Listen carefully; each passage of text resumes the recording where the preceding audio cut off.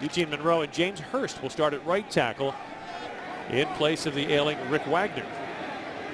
2nd down and 5 for the Ravens.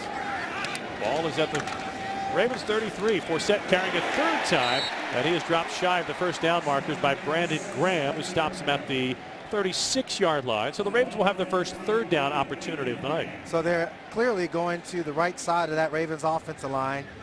Mark Trestman is calling such a good, strong game plan, and part of it is when you have good 1st down production, it makes it easier as a play caller to go ahead and call plays, and now you're in that 1st, 3rd, and short. 3rd down and a long one. Talafero in the backfield.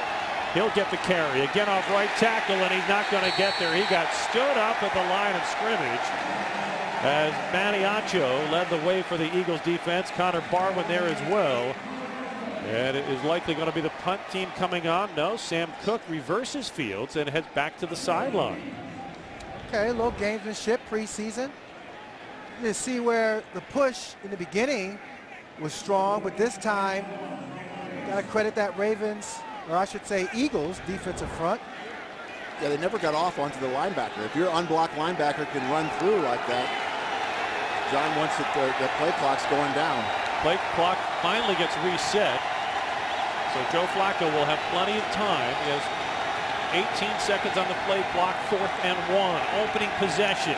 Talafero left side looking for a hole, and he pushes his way through and wills the Ravens a 1st down on 4th and 1. Jordan Hicks makes the stop.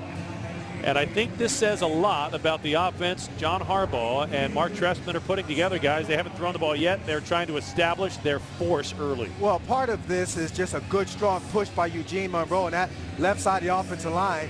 Then the other part is just a good, nice, low pad level by Lorenzo Talafero getting that 1st down. Yeah, John, you're correct. Give him the 1st down. First 4 plays, all runs, 23 yards. Now a pass off the play fake. Flacco fires complete to the 45-yard line. Steve Smith Sr., but he backtracks.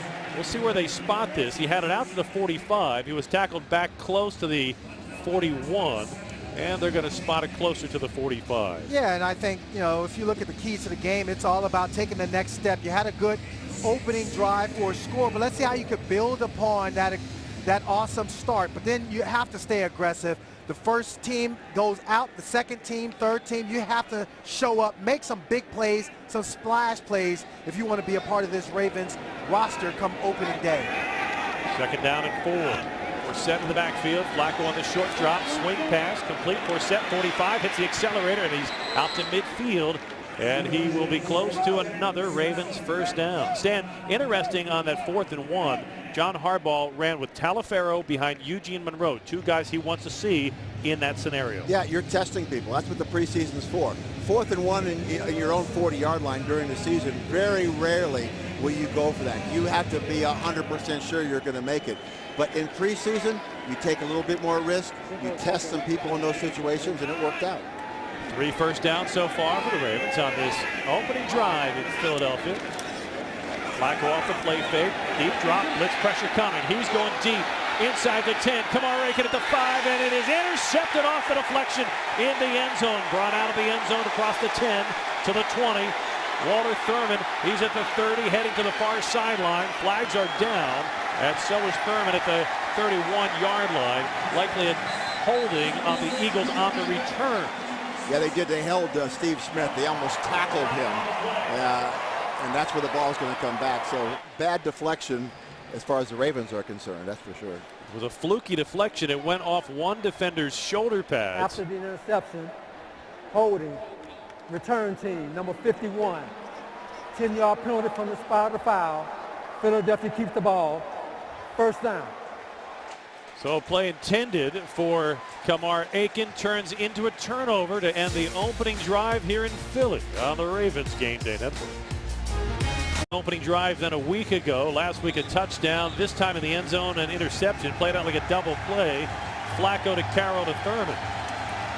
Boy, that is a tough one for Kamar Aiken. You definitely want to go vertical as opposed to falling backwards on that. That's something that he'll look at and learn from. The Philadelphia Eagles will have their first possession of the night. And at quarterback is Sam Bradford for the first time as a Philadelphia Eagle. They'll run the read option, gives it to the deep back, and coming through is DeMarco Murray for a pickup of about 7 on the play. Up front for the Ravens defense, Brandon Williams, Lawrence Guy, and Timmy Jernigan. The linebackers, these are a classic group. Suggs and Dumerville on the edge, Mosley and Darrell Smith on the inside. The secondary, it's remodeled. Kendrick Lewis, the new safety. Rashawn Melvin getting a start tonight at corner. Bradford off the play fake, has plenty of time. He's going deep across midfield, and he overthrew his target. He had Riley Cooper open deep, but he missed him at the 40. Well, I tell you what, they had good coverage on that. That's what they had to go to. Jimmy Smith had the coverage.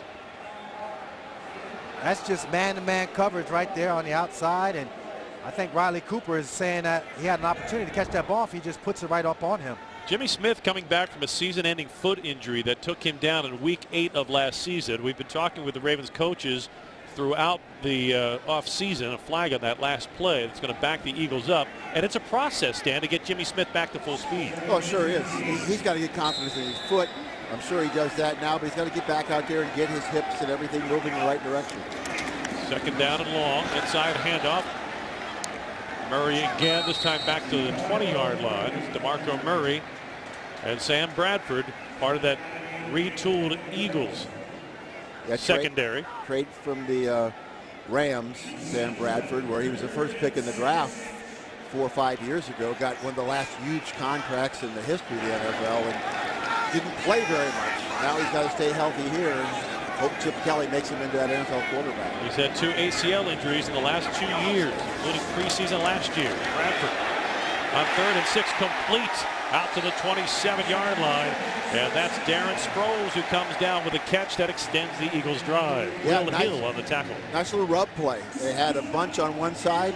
Sproles came motion across, acted like he was going to go outside, and then when he cut back to the inside and was wide open as the defender got caught up in the wash.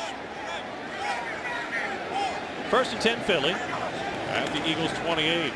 Bradford to throw under pressure. His pass sails through the hands of Sproles. It'll be 2nd down and 10. Stan, how about the defensive keys tonight? Well, there's a lot of things you have to do, and one of them is pursue and tackle. 2 of them are pursue and tackle. Those are basic things you have on defense, and that's what you want to get in preseason. As I mentioned, every year you learn to tackle all over again, but to be able to tackle well, you got to pursue well and get yourself in position. On 2nd and 10, Sproles with a carry, squirts across the 30, and is flung down by C.J. Mosley. A penalty flag down in the backfield. I know Terrell Suggs is very upset because you're running the read Personal option. foul, roughing the passer. No. Defense, number 55. No. Low tackle on the quarterback. And that has John 15-yard Harbaugh. penalty added to the end of the run. Automatic. 1st down. See, there's Terrell Suggs at the right of your screen, and now Terrell's just coming off the edge. You run that read option, you're declaring yourself a running back. And so therefore you are now giving up the rights of a quarterback. And that's where Terrell Suggs is very livid. I can see John Harbaugh being livid as well. That's right. They've said when you are running that play, the quarterback is a runner at that point. You didn't have to keep the ball because are you supposed to wait and look to see if he keeps it before you attack him? You can't. How can you rough the passer when it wasn't a pass? John Harbaugh is just chewing on the official's ear. The head linesman is catching all of it. Marco Murray with the carry. He'll get across midfield. Working across the midfield stripe to the Ravens' 49-yard line. And John Harbaugh fit to be tied because he believes the officials have given Sam Bradford the protection of a passer when he became a runner. Bradford a passer this time and has time to throw. A hitch in his motion, and it's incomplete at the 30-yard line. A flag down again back at the 42-yard line as Bradford was hit by Brandon Williams after he released the ball. But I think that the official called it from the side. It's probably holding. Holding. Defense, number 58.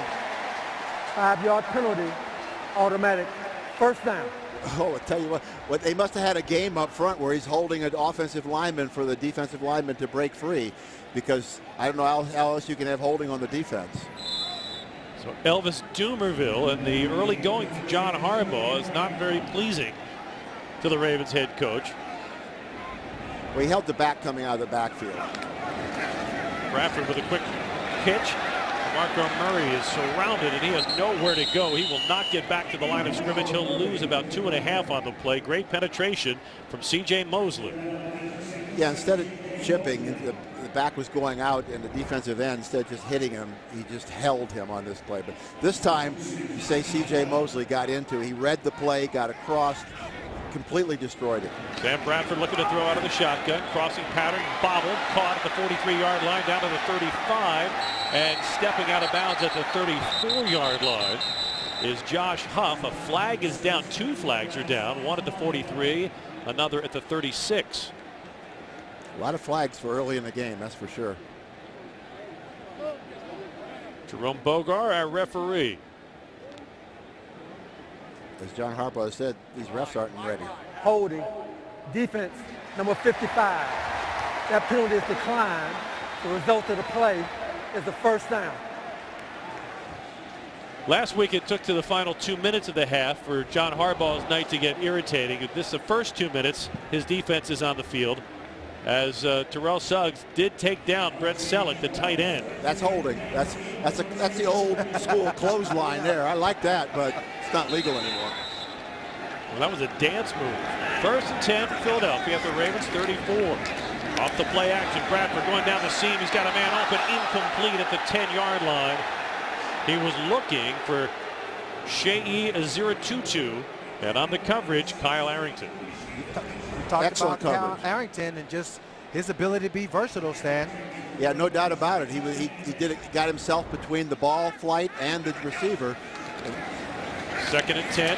Sproles with a carry, working on the left hash mark. He'll get it down inside the 30 to the 29-yard line. 7:16 to play, opening quarter. We're scoreless in Philadelphia. Ravens' first possession ended in a Joe Flacco interception in the end zone. Now the Eagles on the move, aided by multiple Ravens defensive penalties. And you're getting a feel for the pace in which the Chip Kelly offense moves. It is crisp, it is quick, and Bradford wants to throw. Out of the gun, fires across the middle, complete at the 20-yard line, and down to the 15 is Jordan Matthews, the Eagles' top slot receiver. He had 67 receptions a year ago, and he has the Philadelphia Eagles in the Grill Mates red zone, 1st and 10 at the Ravens 14. Now they sub, so the Ravens should be able to sub now too. When you go that quick, you hope you can limit what the defense can do, who they can sub, the different defenses they can run. Inside handoff, wide open, and Ryan Matthews will walk in for a touchdown. But a flag is down at the far sideline, the line of scrimmage. We'll see if the touchdown is going to stand. Offside, defense, number 55.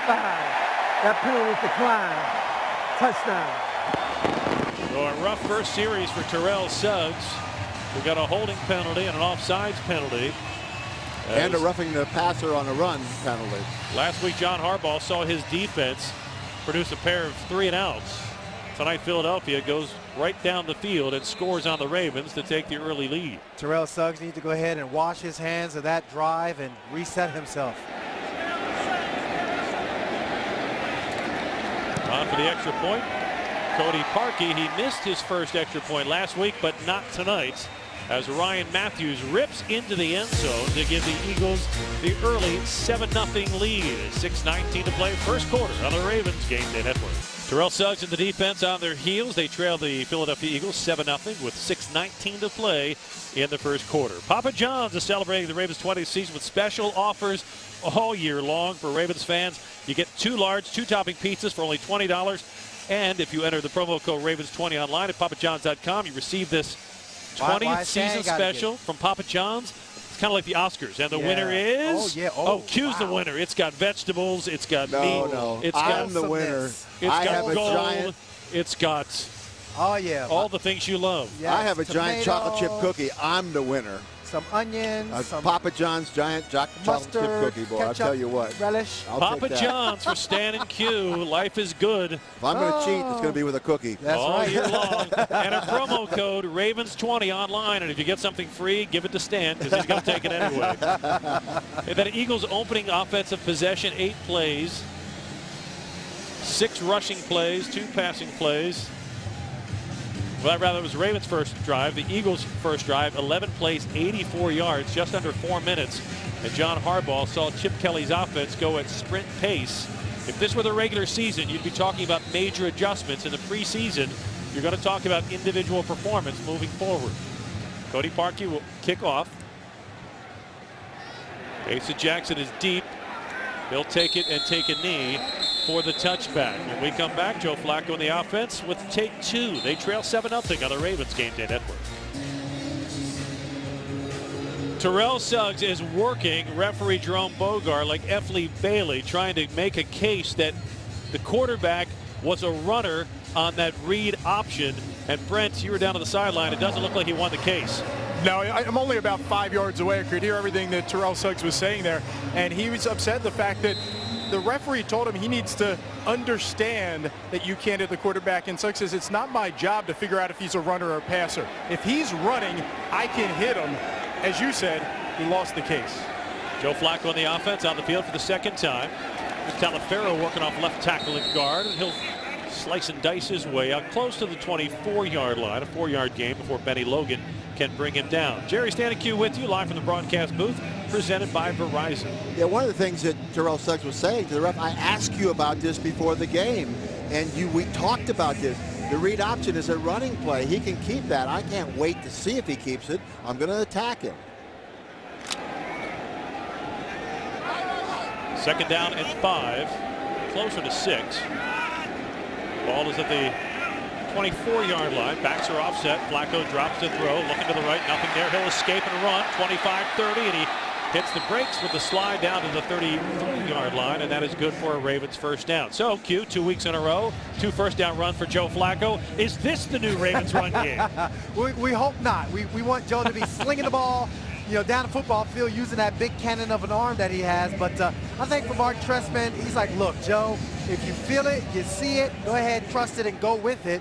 That time when you're man-to-man coverage and you have that man underneath and everybody has their back to Joe Flacco, that gives him an opportunity to run the football. Approaching 5 minutes left in the opening quarter. Ravens trailing the Eagles 7-0. Give us the Talafero straight up the middle, and he does not have much room. He is stacked up after a 1-yard gain. It'll be second down and 9. I'm sure he's telling him to slide quickly also, especially in preseason games. But you see Russell Wilson do that all the time. Does a good job of getting yardage and sliding. And Joe, I think quarterbacks around the league are wanting to take advantage of that because they all want to keep the drive going. Well, Mark Trestman, like every offensive coordinator prior to Mark Trestman, impressed early on with the surprising athleticism of Joe Flacco. You don't think a guy 6'6" is going to be as mobile as he is. Flacco off the play fake, deep drop, has time, fires deep, and it's picked off again and returned across midfield.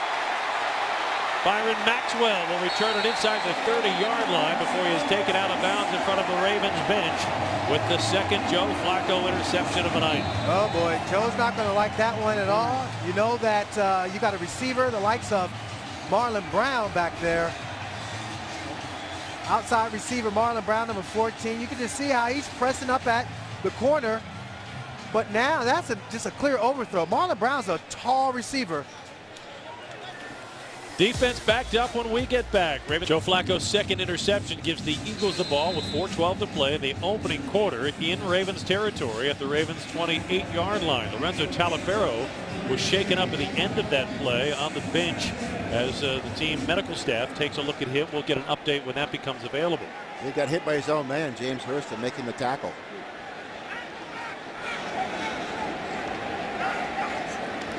From the shotgun, new quarterback Mark Sanchez will throw.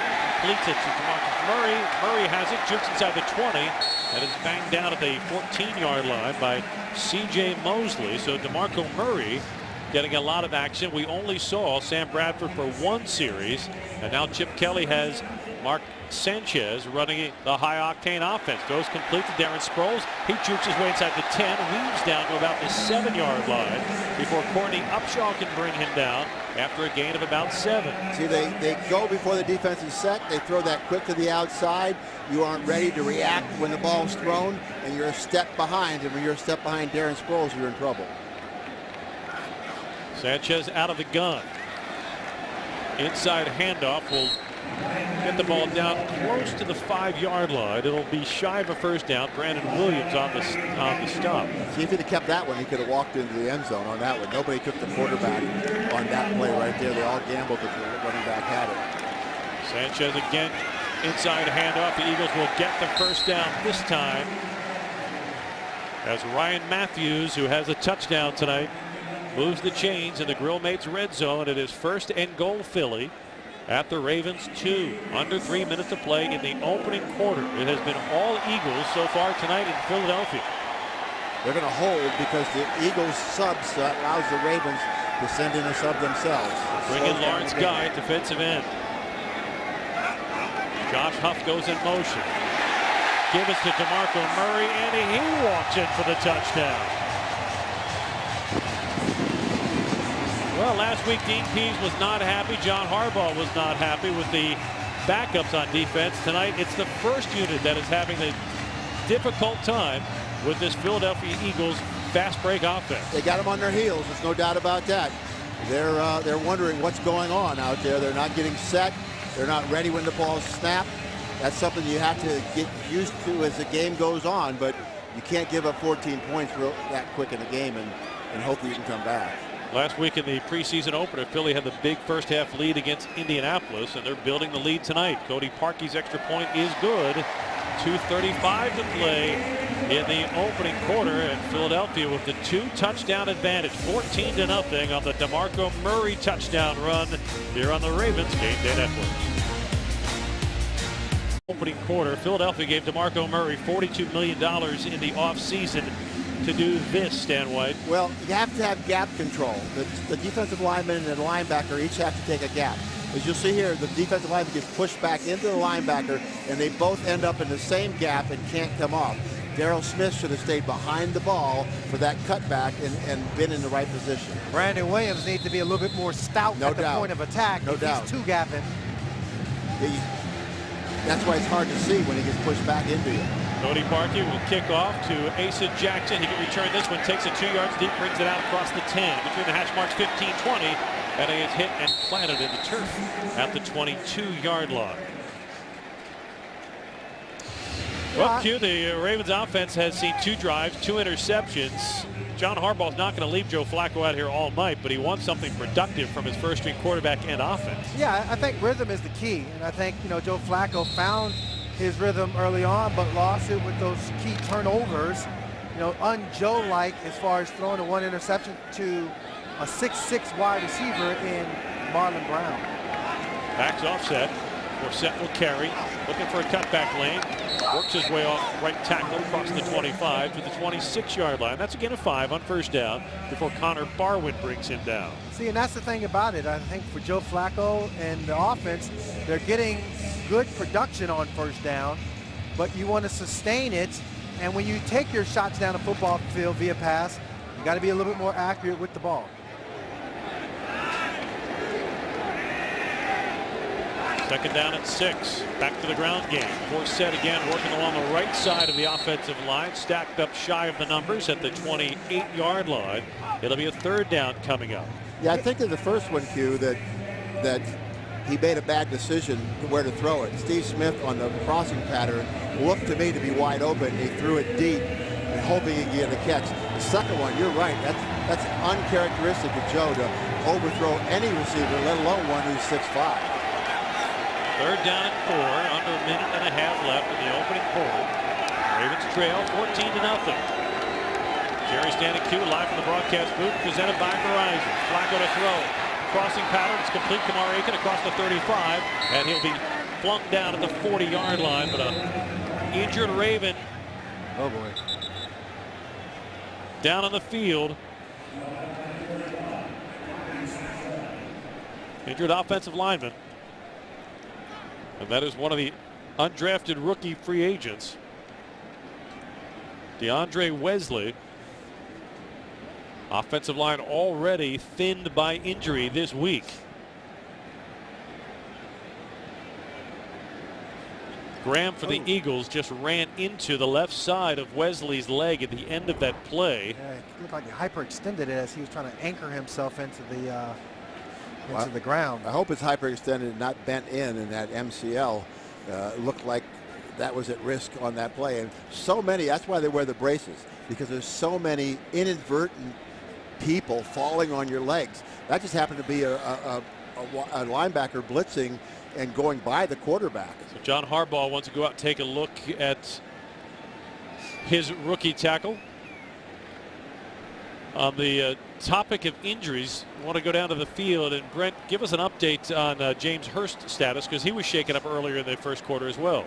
Ravens are going real deep in the depth chart on the right side of the offensive line. James Hurst on that interception, he collided with Lorenzo Taliaferro. They've just taken Hurst back to the locker room. He'll go through concussion protocol. And of course now his backup, as you see on the field, DeAndre Wesley. So right tackle, Hurst was already in for the injured Rick Wagner. They're certainly going pretty deep at that position. And Wesley will be walked by the medical team directly to the locker room. The good news is he is walking with a little bit of help. He's not on the injury cart, but the bad news is he's not going to the sideline. He's going to the locker room. So now decision time for Mark Trestman and John Harbaugh. You are getting deep at right tackle in terms of talent. How long do you leave Joe Flacco out there? Well, I think, you know, you ultimately know that it is about keeping Joe upright for the regular season, and you can just see all those legs flying around, and boy, that's not a good one. But you know, John does have a decision to make, but you know, part of Juan Castillo and what he likes about his offensive line is that there is a ton of development there, and they feel comfortable with whomever is in there protecting Joe Flacco. 1st and 10, final minute of the opening quarter. And to the ground game, Buck Allen. Flag is down, and Allen is down after a short gain out to the 43-yard line. He'll get 2 on the play. Offense number 78. 10-yard penalty, replay, first down. Marcel Jones, who came in for the injured DeAndre Wesley, who came in for the injured James Hurst, who was playing for the injured Rick Wagner. Well, Marshall Yanda moved out to tackle, and he came in at guard. Yeah, that is called baptism by fire. You're sitting there for your Jones on the sideline thinking, oh, halftime, maybe I'll get in, or maybe even the 4th quarter. But now all of a sudden you get in there at the first team, and you're not trying to mess up, and you're going to hold the guy before you get injured. You put so much work into coming into a game, and all of a sudden a quarter like this, you have injuries, interceptions, and you're back on your heels. Flacco deep to throw. His pass incomplete. He was looking for Max Williams, who cannot pull it down at the 33 with a one-handed catch. Cusha, the rookie, have tried 2 hands on that? 2 hands before you make the Pro Bowl is what the Hall of Famer Chris Carter used to tell all of us young receivers when I was with the Minnesota Vikings. And yes, Williams, absolutely. You go ahead and try to snag that ball with 2 hands when Joe Flacco's throwing you the ball. Maybe somebody else you might try to be cute with it, but you want to jump up there and snag it with 2 hands. Flacco's numbers not at all indicative of his start to preseason. 3 of 7 tonight, 23 yards and 2 interceptions. Buck Allen in the backfield gets the carry, and he is not going to get far. He is stacked up right at the line of scrimmage by Benny Logan. He was trying to run behind the right side of the offensive line, but now with Marshall Yanda at right tackle and Marcel Jones at guard, the Ravens are going to come to the end of the quarter, and John Harbaugh has some decisions to make about his line and his quarterback as we move into the 2nd quarter here in Philadelphia. It's been all Eagles so far at Lincoln Financial Field, 14-0. Eagles in front of the Ravens. It has been a struggle so far. We'll see if the Ravens can turn things around. 3 quarters of play on the Ravens Game Day Network. Ravens as we start the 2nd quarter. An injured offensive line, a major problem for the Ravens tonight. There is no doubting how important this offensive line was as you look at the comparison from 2 years ago to last year, Q. It's clear and evident that anytime you give Joe Flacco, you know, a level of protection, you're going to get a lot of production. I think that, you know, for Joe, you just see where you ain't getting sacked, 19 from last year, and then all of a sudden you look at how the touchdowns have gone up and the interceptions stay relatively low. Within that, you could see where even tonight with pressure in his face, he's not exactly making the greatest of throws and being as accurate as we normally have seen him. Flacco with 2 interceptions in the 1st quarter. He stays in to start the 2nd quarter, looking to throw. Wanted to throw a screen. The Eagles had it read, and Flacco has to turf the ball at the feet of Buck Allen. Pressure was coming from Vinnie Curry.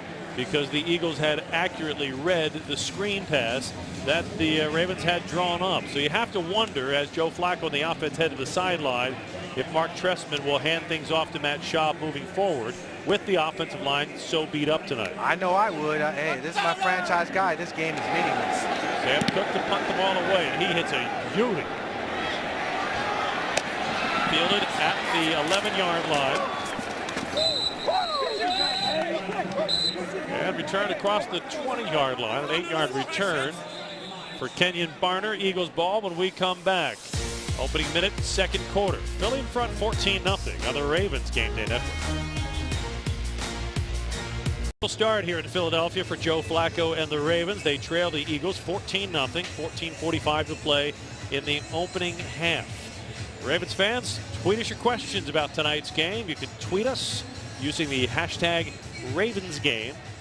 Please keep in mind this is family sensitive broadcasting. Keep that in mind with your tweets. For John Harbaugh, here's 2 reasons to grimace at the start of this game. 2 touchdowns allowed by his first team defense, 2 interceptions thrown by Joe Flacco, 2 injuries suffered for the Ravens, and 2 penalties picked up by Terrell Suggs. No fun on Noah's Ark tonight as they come 2 by 2. Mark Sanchez at quarterback. Goes the swing pass complete, and a big tackle by Rashaan Melvin for a loss of a couple as Melvin came up from the cornerback position and took down You saw Jeff that. Mayo. Yeah, they handed that off on the touchdown play. They ran the same type of motion around the back. I'm sure they saw it this week. Off the play fake, Sanchez throws quickly across the 20, complete to the 25, and out to the 27-yard line. The flag is down following the completion to Trey Burton. Jerome Bogar pointing in the Ravens' direction as he huddles with his crew. It's the strangest part for head coaches. Personal foul, unnecessary roughness, defense, number 23. 15-yard penalty added to the end of the run, automatic, first down. So Kendrick Lewis, who came to the Ravens as a free agent from the Houston Texans, and throughout the entire camp has impressed the coaches with his intelligence, his ability to make plays, and his ability to set his teammates in the right formations. He's the guy who picks up the flag. It has been that kind of a night. First and 10 Eagles at their 42. On the dive play, Philadelphia will push the Ravens defensive pile across the 35 out to the 36. Elvis Dumerville on the stop of Kenyon Barner. Yeah, that's right. They did push him, Jerry. In the previous play, Lewis hit another receiver who wasn't looking, and they're protecting all these receivers. Sanchez wants to throw on second down, pumped, and he's hit and dropped. Elvis Dumerville with the sack. So the man who set the Ravens franchise record a year ago with 17 sacks gets the first sack tonight, and that's one more sack for science powered by Constellation. Well, they took away all the receivers. He pumped twice. You pumped twice with Dumerville and Suggs coming around. You might get hit in the back, and he did. Puts the Eagles in a 3rd down and 7.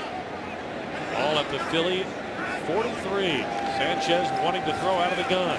Lobs it down the seam, and it's dropped inside the 40-yard line. A flag is thrown.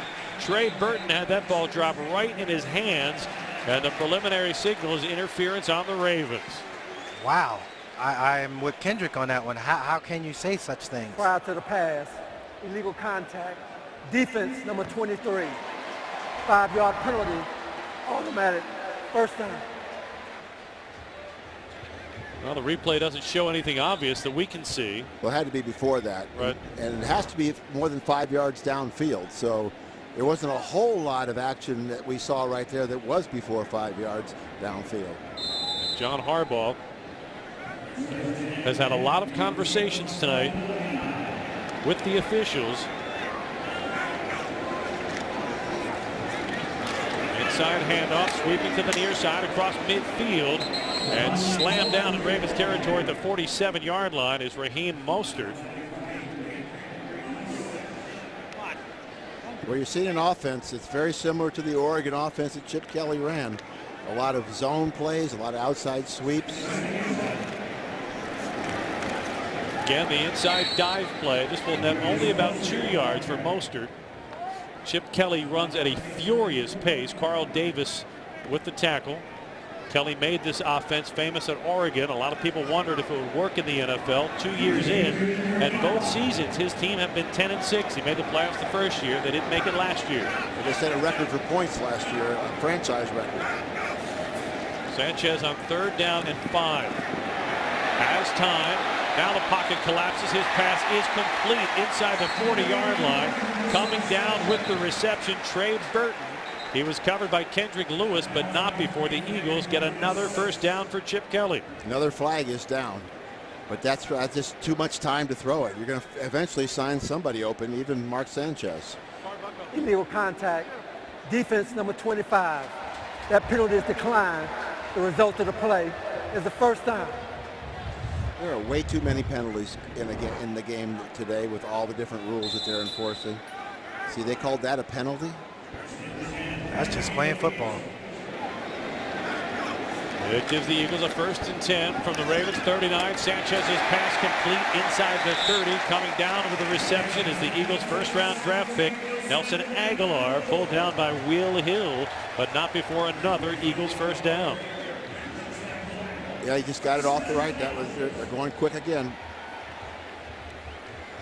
Sanchez keeps it, rolls to his left, and he throws complete inside the 10. Aguilar to the 5, and he's down to the 4-yard line, where it will be 1st and goal Philly in the Grill Mates red zone. That's where tackling, you see that missed tackle was because of the rules where you can't hit a guy high. He had to try to get down low with his shoulder. Sanchez from the gun, takes the quick snap, looking to the left, fires complete, and in for the touchdown. It's Jordan Matthews, and Philly has its 3rd touchdown of the opening half. The flag is down in the backfield at the 15-yard line. Yeah, that's going to be on the Ravens. Again? Holding.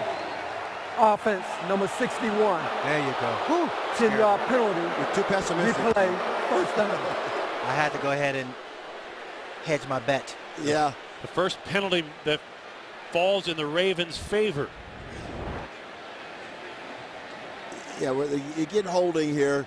Good job. They're all crossing patterns. It takes a while for that to set up, and you know there's a couple different holds there. You could say one of them was a tackle. Well, it takes the Eagles' 3rd touchdown off the board. Philly now looking at a 1st and goal at the Ravens 15. 11-16 to play in the half. Inside handoff. Mostert jukes his way inside the 10, and he's taken down along the left hash mark at the 8-yard line. Yes. C.J. Mosley on the stop. It's really hard to play against an offense like this without a specialized game plan because it cuts up all your regular keys. Sanchez looking to throw, has plenty of time, complete inside the 5-yard line and down to the 3. It's Jordan Matthews on the reception. It'll be 3rd and goal from there. Trey Walker with a touchdown saving tackle. It's so different, you know, as a linebacker, what your reads are so different on all the zones, and you have to keep people on the quarterback who might keep it. The motion behind the line, they're all different. Sanchez in the shotgun. Barner in the backfield. Play action. Sanchez rolls left, throws to the back of the end zone, and he missed his man. He had mail open in the back of the end zone. No mail delivery that time. It's 4th and goal. And Chip Kelly will send his kicking team on. Yeah, he did have him. I tell you, see, they're crossing patterns again. This time they rolled out the quarterback to give him even more time to get the crossing patterns. And he had him. He just threw the ball too far out in front. Cody Parkey a year ago, 32 of 36. This will be a 21-yard field goal attempt, shorter than an extra point try, and Parkey puts it right through the uprights. So the Eagles settle for 3 instead of 7, and with 10:16 to play in the first half, it's Philadelphia in front. Eagles 17, Ravens nothing on the Ravens Game Day Network. Eagles in front of the Ravens, 10:16 to play first half. We pause 10 seconds for station identification for our radio partners on tonight's simulcast on the Ravens Game Day Network.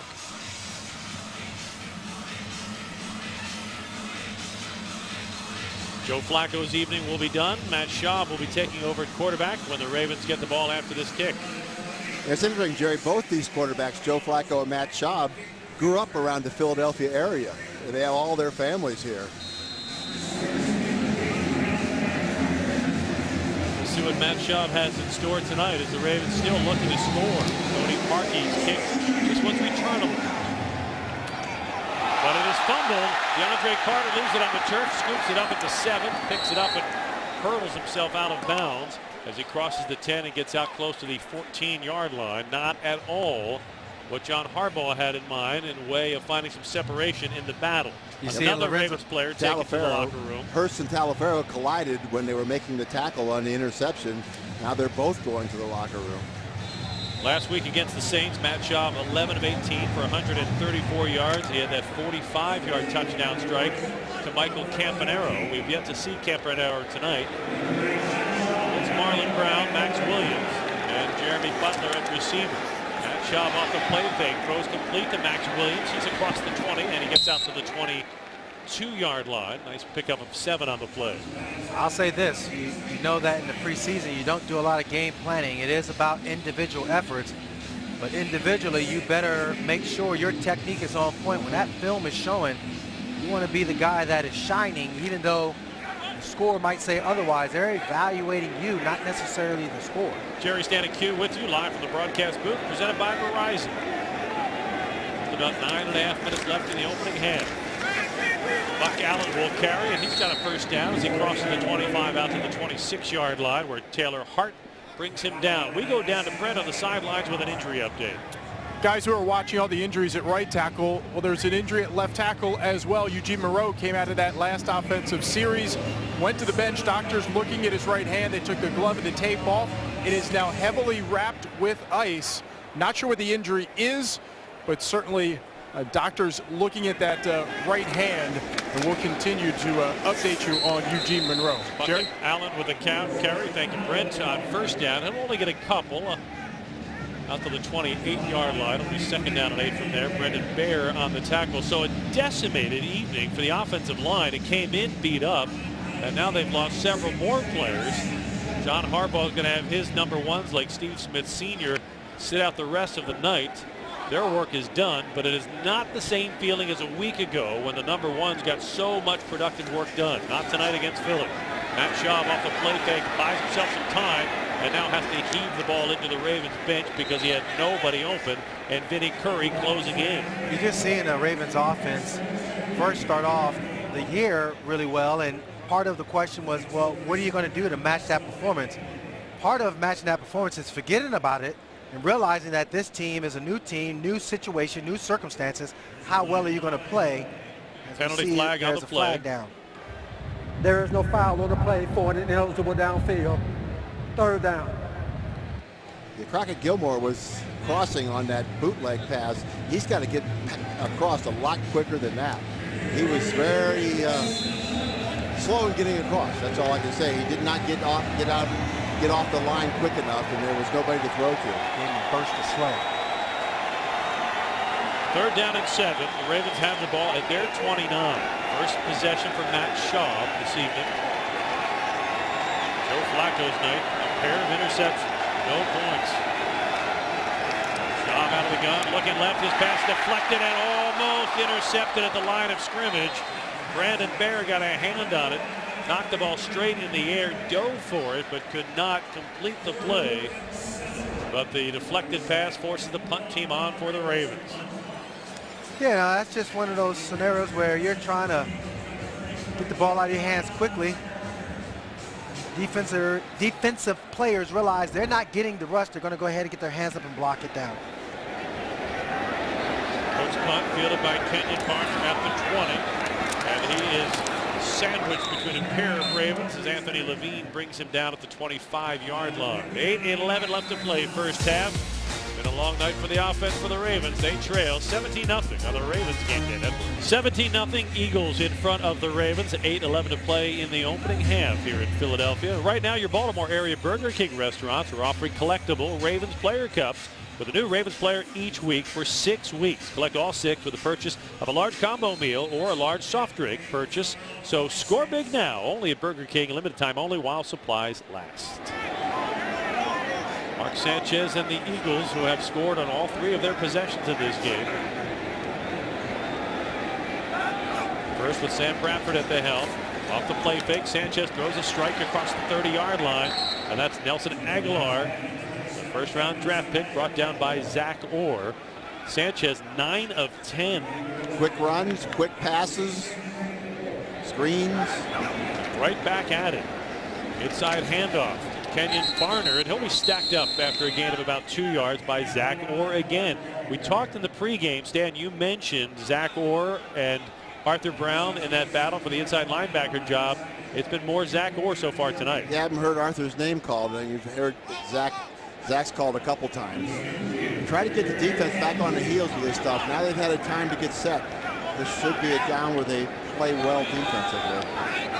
3rd down and 2. Sanchez to throw against the blitz, complete to Barner out of the backfield, and he slams his way through Trey Walker out to the 45-yard line. Another Eagles first down. Well, they were set, but they didn't play well defensively. You can't let the back come out of the backfield and have nobody even close to him. That's too easy a throw. No wonder he's, what, 10 out of 11 now? Sanchez on first down, throws to the far sideline. Aguilar has that one, and he's taken out of bounds. The Ravens say he did not hold possession of the ball, and now the official agrees. When Aguilar hit the ground, the ball came loose, and that was incomplete created pass. The ball came loose when the receiver hit the ground. by the nice follow-up hit Second down by Rashawn Melvin. I think I would challenge that one. Yeah, I would too. You got 1, 2, you become a runner. At that point, I think he had possession on that one. Yeah. The rule is you got to get the second foot down and become a runner where you could run the ball, and I think he did accomplish that. 6:55 on the game clock. Jerome Bogart resetting the game clock to just under 7 minutes. No challenge flag coming yet from Chip Kelly.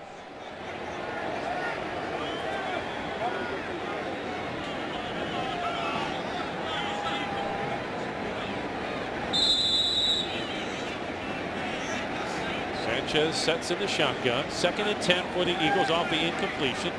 Barner with the carry between the hash marks, and he has nowhere to go. He is stacked up at the 46-yard line by Carl Davis, the 3rd-round draft pick out of Iowa, who has had quite the progression in his first NFL training camp. He said for much of this camp, he was getting yelled at by the coaches for doing the things that succeeded at Iowa. He had to learn all new fundamentals at this level. The coaches say he is a fast learner. Sanchez on 3rd down. His pass is going to come up short. It skipped off the turf in front of Kenyon Barner, and that time the pass rush a part of the incompletion, and it finally forces the punt team on for Philadelphia. That's 2 plays in a row where the defense brought 1 and 2 extra guys. On the run, they brought a corner off the edge, which allowed everybody else to take a gap and be secure with that. And then this one, they brought 5 guys and were giving up the short pass on 3rd and long, and it worked. Donnie Jones, a 12-year veteran, will punt to Asa Jackson. Jackson will settle under the punt, and now he'll run from it and let it bounce into the end zone for a touchback. 6:15 to play, first half in Philadelphia. It has been all Eagles. Philly leads at 17-0 on the Ravens Game Day Network. First half in Philadelphia, Eagles in front of the Ravens, 17-0 for Mark Trestman. The evening has not gone as designed. The first 4 possessions a week ago, the Ravens scored each time they had the ball. Tonight, Q, very different outcome. Yeah, I think they've been off rhythm, and part of that rhythm is Joe Flacco getting the ball out of his hands to his receivers accurately. Those 2 interceptions, one was because of pressure in his face, and then, of course, you're talking about an overthrow to Marlon Brown, where literally if he just throws it right to his chest, he's going to have a completion. You get off rhythm, things start to snowball, and that's what happened to this Ravens offense. Brad Schaub running the offense now. He'll start the drive at the 20. Looking to throw, quick release, has Max Williams near sideline. Williams stretching the play out close to the 30-yard line. They're going to mark it at the 31. That is good for a Ravens first down. You know, part of playing the position of tight end is obviously being physical, but you got to have strong run after the catch, and I think for Max Williams, he has that ability to break tackles and really do something special with the football in his hands. Ravens looking to carry some points into the locker room. Buck Allen slashing off the right side of the offensive line. And the rookie out of USC will pick up about 6 on the play. Yeah, last week it was 17-0. The Ravens were ahead. New Orleans scored right before the half and then scored to start the second half and made a game out of it. I would imagine that's what the Ravens are thinking now. Let's score here, and then we'll get the ball in the second half and put ourselves back in the game. Psychologically, though, I think the Ravens had to feel so much better about their ones playing so well a week ago. Not the story here. Another flag prior to the snap. Holland Brown. False start. Offense, number 14. 5-yard penalty. Still second down. Somebody get him a throat lozenge. Well, he's called so many penalties tonight. He's losing his voice. Losing his voice, I know. Ravens would hope they might lose their flags, but John Harbaugh, by the way, one of the officials tonight, the head linesman, Maya Shaka, is in the advanced development program, trying to become the second female official in the NFL. She is not part of the regular season crew. She is part of the advanced development program, being fast-tracked to the NFL, currently a Conference USA official, and she is serving as the head linesman tonight. And again, penalties before the snap. Mother of pearl. And now in the world of political correctness, perhaps we do need to retitle that position headlines person. Oh, come There's on, no foul Jerry. for the layup game.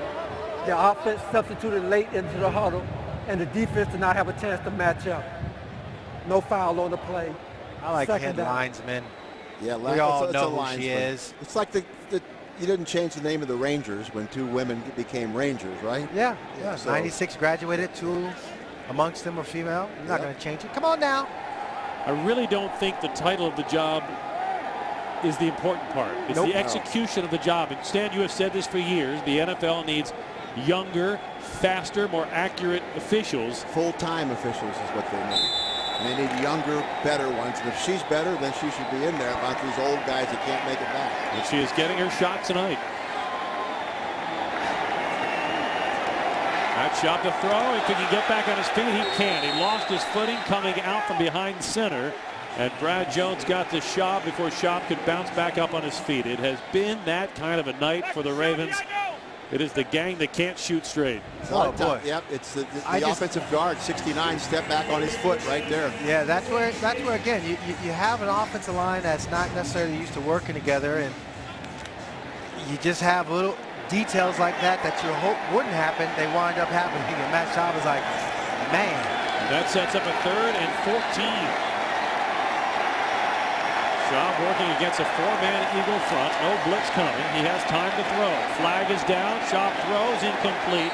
He sailed that one above Darren Waller on the far side. And Maya Shaka, the head linesman, comes in and signals illegal procedure on the Ravens. Illegal formation. Offense, number 66 was not on the line of scrimmage. That penalty is declined. 4th down. So if we can, let's go back and take a look at the beginning of that last play and see if Ryan Jensen was in proper position. Because, Dan, when you talk about officials, Maya Shaka is looking at Ryan Jensen, who is set up at left tackle. Well, your head of the tackle should be through the hip of the center, and it looked like it was there, but she had a better angle than we did. Sam Cook will punt the ball to Kenyon Barner, who takes it on the run at the 35 across the 40. He's to midfield, breaks a tackle, look out, coming near side 40. There's nobody who's going to stop him. 25-20. Kenyon Barner is going to go all the way for the touchdown. And the breakdowns continue across the line for the Ravens, this time extending to special teams. Special teams is about staying in your lane and the simple things of doing your job, but you get guys clustered together like that. Any good returner, their job is to make the first guy miss. And Jerry Rosberg, the special teams coach, he's sitting there, just trying to figure out what exactly happened, where the breakdown occurred. I know John Harbaugh, former special teams coach himself, that's not how he felt his team competed this week, and leading up into this game thought probably would be a lot better effort than what we're seeing tonight. Last year the Ravens did not give up a single punt return for a touchdown. They give up a 68-yard touchdown tonight. Cody Parkey's extra point from 33 yards is good.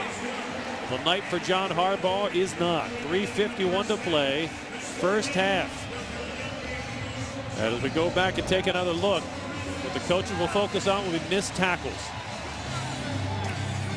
And Well, really only one arm tackle shot. There was only one player, Zach Orr, had an arm shot, and that was it. Yeah, they didn't keep their lanes, that's for sure. And that's one of the problems on special teams in preseason especially, where you're trying to make the team, every guy's going to the ball to make the tackle rather than staying in his assignment and keeping themselves where if a man does cut back, they are there to make the tackle. You got to break down, you got to buzz your feet to the guy, and you got to come to balance. If you don't buzz your feet and come to balance, yeah, it will be one of those scenarios where the return is going to take it to the house. And that's something that Jerry Rosberg, the special teams coordinator, has talked about repeatedly, making sure you do your job and do your assignment.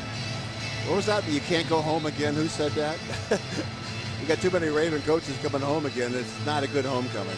Well, Jerry Rosberg's special teams ran into the most prolific special teams unit a year ago in the NFL. The Eagles had 5 return touchdowns, and Chip Kelly's crew has one tonight, a 68-yard touchdown return for Kenyon Barner.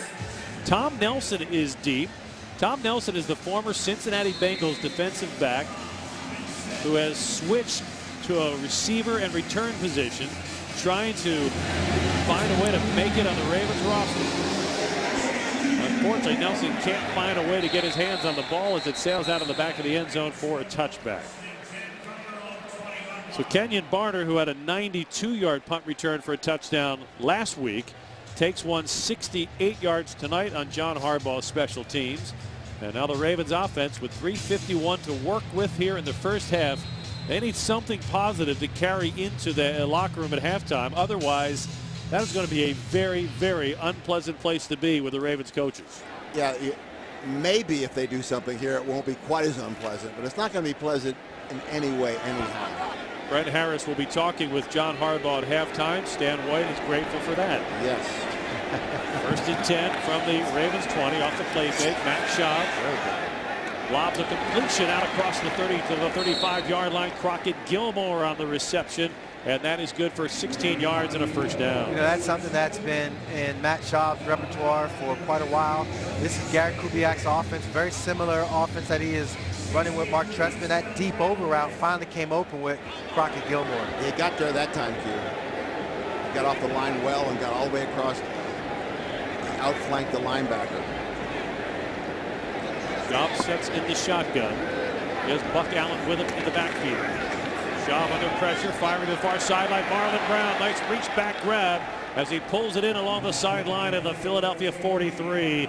And that is good for another Ravens first down. Man to man, you're out there on an island, and of course Marlon Brown is even, you're leaving, but then of course you have now that back shoulder throw where it's more along the lines of a no-con defense. In other words, that defensive back has no idea where that ball is going, and that was a great job beating Biggers on that. 21-yard gain on first down. Buck Allen with a nice hesitation move, but he's accompanied to the turf with a flag. Allen made it down to the 37-yard line, but the penalty flag right behind him.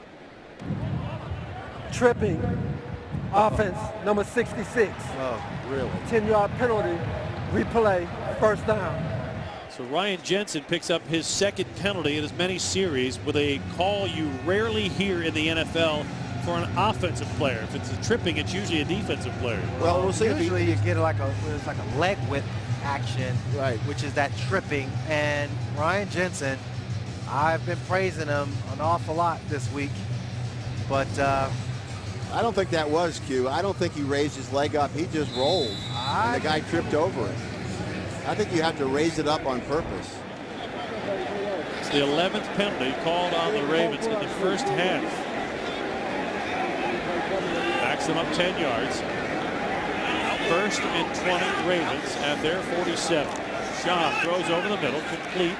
That's Darren Waller with the reception. He'll take it down to the Eagles' 43-yard line, where Ed Reynolds brings him down after a gain of 9. number 12 is an interesting guy, Waller. He's a very large receiver at 6'6", but one of those big body guys where you just give him the ball, he can make guys miss and break some tackles. Schaub with 2:20 to work with from the Eagles' 43. He fires complete inside the numbers, inside the 40. Jeremy Butler with the reception. He is wrestled back, but they'll mark it at the 37-yard line. Maya Shaka, the head linesman, right there at the farthest point down the field that Butler had the ball. It's going to be a gain of about 6. So for Mark Trestman, the focus now, especially with younger players rotating in, is keeping everybody dialed into his offense, executing, ignoring the score, and remembering that this is now about building. There will probably be a mild to mid-level of concern among Ravens fans after this first half, and that's understandable. The key for the coaches, though, is keeping the players dialed into what they're trying to accomplish. You know, you want to process the game as a coach and see who understands what you're doing. You throw an awful lot at them, and that's where the evaluation of, okay, here's this guy's skill set, here's what he can do, or here's what he cannot do, and that's where you help yourself when you start to get into the regular season and you then break down your game plan to be more specific towards that next week's opponent. On 3rd down and 4. 2:08 left to play in the half. Ravens trying to get some points. Shaw to throw, lobs it down the far sideline over the outstretched hand of Marlon Brown. The incompletion will stop the clock prior to the 2-minute warning. 2:03 to play in the half. It was interesting. The Eagles called timeout before that play. They want to get the ball back again. You know, it's interesting. You would think that the Ravens may call timeout at that point, but they get a. Ravens actually got away with a penalty on that play. As the right guard Robert Myers jumped the snap. They will go for it on 4th and 4 from the Philadelphia 37-yard line. Shaw to throw. He's flushed from the pocket. Escapes. Fires. Almost intercepted. It wouldn't matter if they'll turn the ball over on downs. Boy, I tell you what, pressure does a lot to you. It gets you out of your rhythm, but Mark Trestman might be upset because he had Marlon Brown. Brings us to the 2-minute warning. 1:57 to play, first half. Philadelphia 24. The Ravens nothing on the Ravens Game Day Network. 24-0. Philadelphia in front of John Harbaugh's Ravens. 1:57 left to play in the half. It has been a first half with little in the way of success. The Ravens have only had the ball in Eagles territory for 4 plays tonight, while running 30 plays in their own territory. Think about it. You really can't turn it around tonight because you're not going to have your number 1s back on the field. No, you can't. But that was all in the last drive, too. So your production has been awful. It's going to be a long week of work ahead at Owings Mills. Mark Sanchez will try to run the 2-minute drill, which they run every series here in Philadelphia. Swing pass complete across the 40 to 45-yard line. And taking the ball for an 8-yard gain is Raheem Mostert. The 2-minute drill is literally no big deal for the Eagles because that's the pace they run their offense at for the entire 4 quarters. Sanchez looking to throw, firing to Mostert out of the backfield. Some confusion. Mostert didn't look. He was open. And then Trey Walker had a shot at an interception but didn't break cleanly enough on the ball. Well, I'll say it again. It's just so tough to play against this type of offense without a specialized game plan. Yeah, he just didn't look. I mean, that's not going to go well with Chip Kelly. But on 3rd down and 2, Sanchez with plenty of time. He fires a strike, but it's dropped at the 42-yard line. Shea Aziratutu wide open, and he left it on the turf. And that's one of the few mistakes the Eagles offense has made tonight, forcing the punt team on for Philly. So 1:42 left. The last positive potential takeaway for the Ravens offense is to run an effective 2-minute drill. That's what they're going to ask Matt Schaub to do. And have a good punt return here if you can get one. Give him some field position. Asa Jackson is deep. Waiting the Donnie Jones punt. Jones hangs it high. Asa Jackson will make the fair catch at the 13-yard line. You really can't look at any facet of this first half and say, wow, the Ravens have looked good there. That's the biggest concern. The coaches understand in the preseason you're going to have a hiccup on special teams. You're going to have a player who lets you down on defense, an offensive player with a miscue. But when it is team-wide, that's the biggest concern midway through the preseason. I think part of it is you get a little full of yourself. You go against a team, you feel you've done well against them during the week of practice. you played well in your first preseason game, you start looking at your press clippings a little bit and kind of relax. Whereas the other team comes out with a little bit more sense of urgency. See if the Ravens can execute with some urgency with 1:35 left in the half. Schaub throws a wobbly pass complete. Flag is down. On the receiving end, Darren Waller gets it out to the 17-yard line for a short gain. Holding. Offense, number 62. Half the distance to the goal. Replay, first down. Well, you don't win with penalties and turnovers. If you have too many penalties, too many turnovers, you get beat, and they're getting beat bad. I mean, how was that? How many penalties is that now? That's 12. 12 penalties in the first half. and 2 turnovers and a kick return for a touchdown. Punt return, yep. You know, that's what makes up that score real quick. Caleb Johnson, a rookie free agent out of Rutgers, with a 12th penalty of the half. Backs the Ravens up to their 7-yard line. Schaub goes quickly to Max Williams. Williams drilled as he hurdled one tackler and was just crushed in the ribs by Chris Maragos. So Max Williams with that same move from a week ago, hurdling one defender and then extending his ribs into the shoulder pads of another. The rookie's going to want to modify that move if he wants to have a set of ribs for the rest of his adult life. Oh, that was what we call, oh my eye. That got you. That kind of takes the wind out of your sail. Philadelphia takes its second timeout, stopping the clock with 1:22. The Eagles' last possession only took 22 seconds off the clock.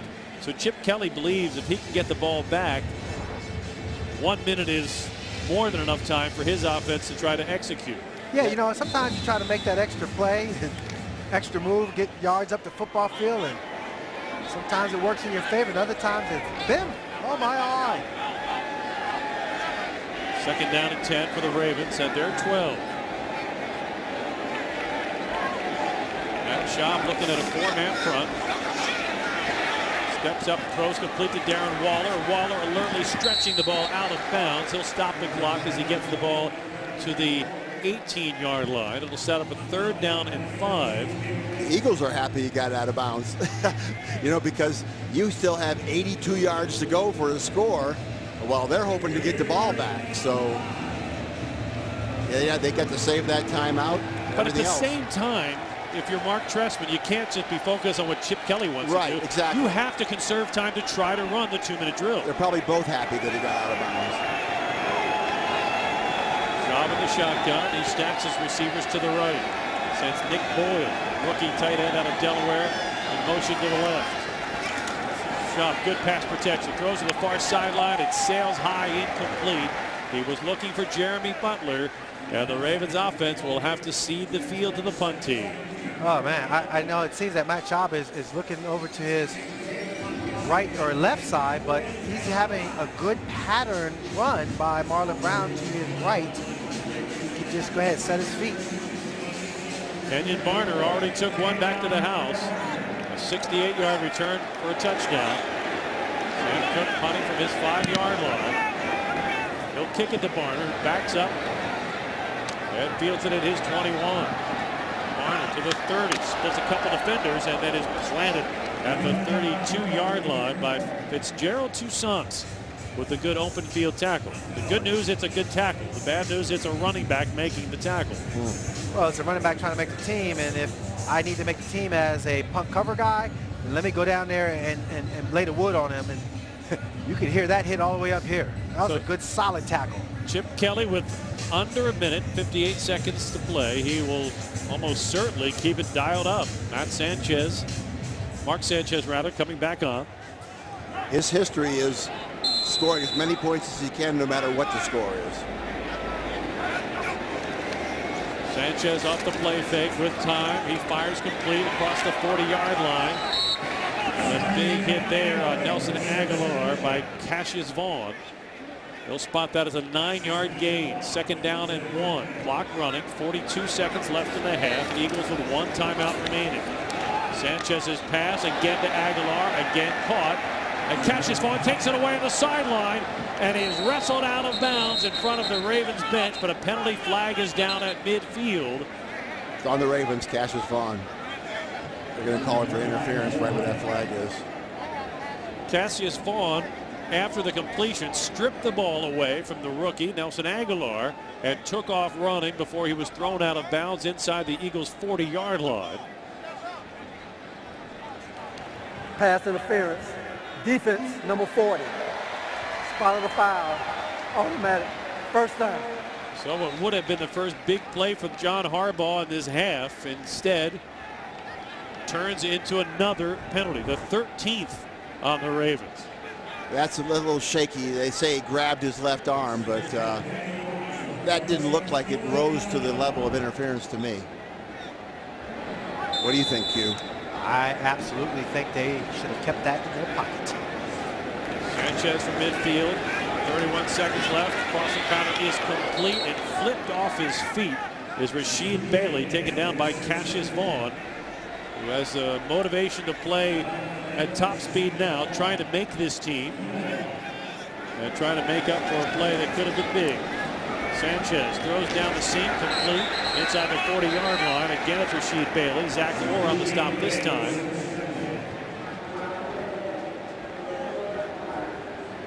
Timeout is called. So they got 11 seconds and no timeouts at this point. They're at about, what, 50? Here you're looking at a 56-yard field goal. Last year, Cody Parkey's long was 54. John Harbaugh does not care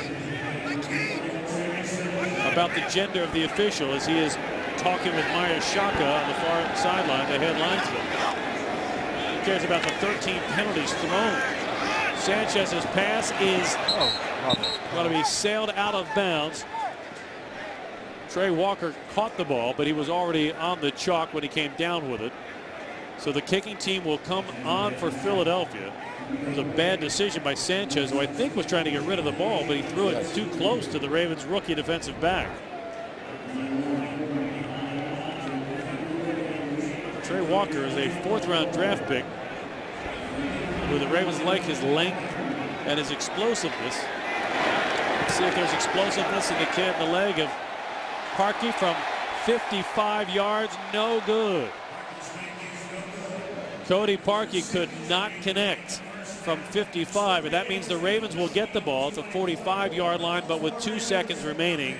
Is there any reason for Matt Schaub to do anything but take a snap, take a knee, and get to the locker room? Well, I think Marlon Brown caught a Hail Mary pass in practice.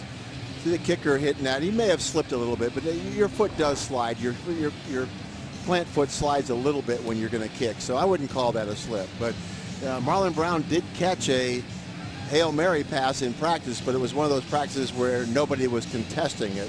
So, but what do you got to lose here? Go ahead and throw it up. Marlon Brown's out there. Doesn't look like it's going to be a... Well, now Darren Waller comes in as well, so the Ravens are going to go with their tall receivers. Marlon Brown at 6'5", Darren Waller at 6'6". Brown goes to the right, Waller to the left with Jeremy Butler. Final play of the first half. It has been a long first half. Matt Schaub steps up, just throws under coverage to Buck Allen. He's across midfield to the Eagles 40, and he'll be pulled down at the 35-yard line on the final play of the first half. 1 half in the books. Joe Flacco and the first-team offense unable to put any points on the board. The Ravens trail at halftime 24-0. Brenton Harris is going to check in with Ravens head coach John Harbaugh. There's not a lot to talk about. The Ravens were ineffective on offense, on defense, and special teams. Down to the field, Brent and Coach Harbaugh. All right, guys. Coach, first half, clearly not the first half you wanted. What is your takeaway? Wasn't the first half we wanted. We didn't do very well. Injuries up front and issues there, concern at all? Well, we don't have any of our. I think we have 2 of our offensive linemen playing the position they practice, but that's what preseason's for. You know, you work those guys in. We'll see how they do. All right, thank you, Coach. Thanks, Jerry. Thank you, Brent. Thank you, Coach. Halftime in Philadelphia, it has been all Eagles. 24-0, Philadelphia. John Harbaugh pointing out there's not much to feel good about. We'll see what the second half brings. It won't bring Joe Flacco back on the field. The ones are done as they trail on the Ravens Game Day Network.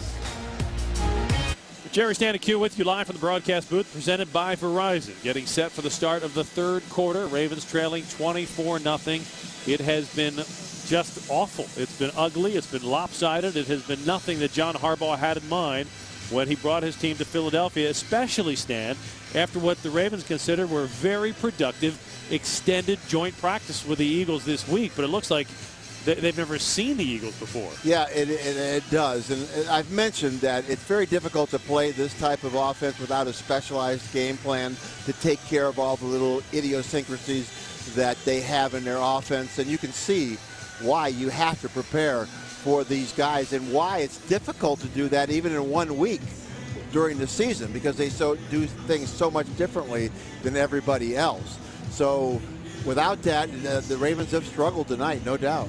Now, for Mark Trestman, here's just one little subtle thing. On that first Joe Flacco interception to Kamar Aiken, if you have Rashad Perriman, a speedster in there, perhaps it's a touchdown. And those are the little things when you're missing a speedster cue that you've got to adjust around, and the adjustment didn't work tonight. Well, yeah, now, I mean, you got to give it a little bit of onus on to Joe Flacco in that he underthrew it because of the fact that he was under pressure. But you're absolutely right. Kamar Aiken falls back as opposed to going up and reaching for it at his highest point. Second half kick fielded by Kenyon Barner, the goal line. He'll bring it across the 10, heading to the numbers far side. It is wrestled down at the 16-yard line. Good kick coverage by Brendan Trawick. In the spirit of fairness, we haven't said good in front of a Ravens player yet tonight, so perhaps that'll turn the corner a little. Well, we hope so. I mean, that was a good open field tackle. Obviously, you're sitting there and you're being evaluated. Are you going to be out there playing sloppy because it's 24-0? What are you going to do? So let's put this second half into context now for the players and the coaches. The outcome of this game is highly irrelevant considering the way the ones played, but we are 8 days away from the first roster cutdown, and as the Eagles bring in Matt Barkley, their third-string quarterback, the players on the field for the Ravens, many of them are fighting for jobs. They can't worry about the score. Barkley's first pass sails high over the intended target at the 30-yard line, incomplete, second down and 10. From this point forward, if you are a player on the field, you're Arthur Brown, you're Anthony Levine, you have worked throughout training camp to have an opportunity to make plays in a game. You can't worry about the score. You have to make plays in order to get a job. Barkley goes with the inside handoff, and there's room across the 25 out to the 30. Mostert will get it to the 31-yard line, and that's good for 14 yards and another first down. Cassius Vaughn on the stop. The score means nothing to these guys out there right now. If it was 24-0 the other way around, it would be the same thing for these guys, because like I said before, it's individual. Barkley throws complete, and his tight end is flipped off his feet at the 35-yard line. Eric Tomlinson, a rookie out of Texas El Paso, taken down by the suddenly very active Cassius Vaughn. 8 of 4, second and 6. Barkley off the play fake, has time, fires down the middle, incomplete. He was looking for a target at the Ravens' 45-yard line, Rasheed Bailey, and he was lit up by Anthony Levine. I'm surprised they didn't call a flag on that for a defenseless receiver. Usually they make that of a very high priority of a flag, trying to protect the receiver when the ball is overthrown. But he didn't hit him in the head, and he didn't hit him with his head, so it shouldn't have been. On third down and 6 for the ground game. Bouncing to the outside, getting across the 40-yard line. That's Raheem Mostert, and he's got an Eagles first down before Brendan Trawick can bring him down. Dean Pease told us something this week, that this game was going to be defensively about pursuit and tackling. You touched on those as keys. And speed and running to the football, and it has not worked out. First and 10 Eagles. Ravens bring the blitz. Arthur Brown coming, and he's going to get a sack. He drops Matt Barkley all the way back inside the 35-yard line to the 31, and that's the kind of play Arthur Brown has to be making. He timed it well, hit the gap. The offensive guard could not even get to him, and that's the type of play. You're right. That's what they're looking for from Arthur Brown. Speed plays, quickness plays. Led the team in tackles in week 1 against the Saints. Inside a handoff out across the 35 to the 37-yard line. Kevin Monangai from Villanova, a rookie free agent, playing just down the road. Albert McClellan on the tackle for the Ravens. Yeah, these guys, they know those cuts are coming, and they know 15 of them aren't going to be there. They're going to do all they can to be there after the cuts. Barkley to throw under pressure, escapes the sack, runs to his left. Flag is down as the pass falls incomplete. Zadarius Smith, 4th-round draft pick out of Kentucky, applying the pressure to Barkley. Impressive. He's been impressive first game and this game. Illegal hands to the face. Defense, number 90. 5-yard penalty. Jeez. Automatic. First down. Look at John. He's incredulous, as they say. Again? So Zadarius Smith's Was that pressure rush to the quarterback? Did he hit him as he went by him on that when the quarterback ducked? Or was it hands to the face as he came off the line and made contact with the offensive lineman? 10 penalties accepted, 14 called on the Ravens so far tonight. Mostert with a carry for Philadelphia. He'll get it out to the 48-yard line, running along the left hash mark. They're going to set up a 2nd down at about 5. Yeah, their runs are not complicated. Zone one way, zone the other way, inside zone. Again, it's Mostert with a carry, and this time he is popped at the line of scrimmage. D'Angelo Tyson and Arthur Brown. That's what you have to do. You bring that 8th man up and you hit every gap. That's what the Ravens did on that one. Had a little bit of a slant game on, filled every hole. But the problem is if you guess wrong and it's play action off of that, you open up a zone. 3rd down and 5 for the Eagles. 12 minutes to play, 3rd quarter. Barkley's pass complete to Mostert, who is taken down at the 41-yard line of the Ravens by Arthur Brown, but not before another Philadelphia 1st down. See, that's the type of play he's got to be able to make. He's a nickel linebacker. You got to be able to cover the back out of the backfield. Barkley on the play fake, rolls to the right. He's got plenty of room, fires near sideline. It is caught, but ruled out of bounds. That was a vicious hit right there. Nice hit. Bailey came down with the ball, but Cassius Vaughn connected and drove him onto the chalk, incomplete. Yeah, you staying with it. You're trying to compete. Just because the ball's in the air, the guy's up there making a catch, so what? You got to go ahead and fight for it. Although, as you look at this replay, yeah, looked like he caught it to me. I will say both feet are down. Yep. But see the bobble right there? He didn't hold possession. See, we got a different camera angle, and that camera angle said incomplete. Again, Cassius Vaughn causing the incompletion. Barkley's pass complete to the near side, to the 40, along the near sideline 35, spinning all the way down to the 33-yard line. Rasheed Bailey. And just like that, Barkley has the Eagles lined up, ready to go to the next play on a 3rd down and a long one.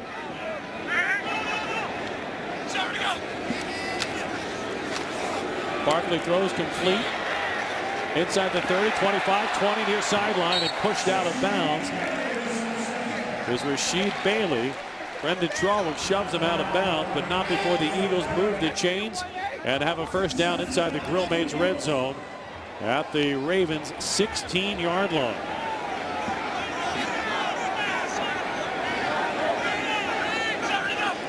That's Barkley. Play action, rolls right, throws, incomplete and almost intercepted by Cassius Vaughn. Boy, that ball popped through the hands of the intended target, Andrew Gleichert, into the hands of Vaughn, who couldn't hold on. This is a play you work on in practice. It's a tip drill. Cassius Vaughn, he needs to make that splash play, turn the momentum of this game back in your favor by making that interception. I don't know that that's even possible.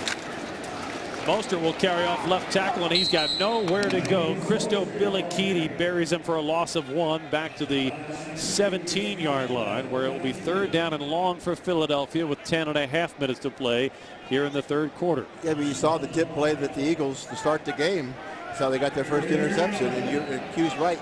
You practice that almost every day as a defense, tipping the ball and then getting up and getting it. Matt Barkley looking to throw on 3rd down, fires inside the 10, complete at the 5. And a flag is down, and it's going to be offensive interference negating this completion. They're going to call this on Shea Aziratutu. Pass interference.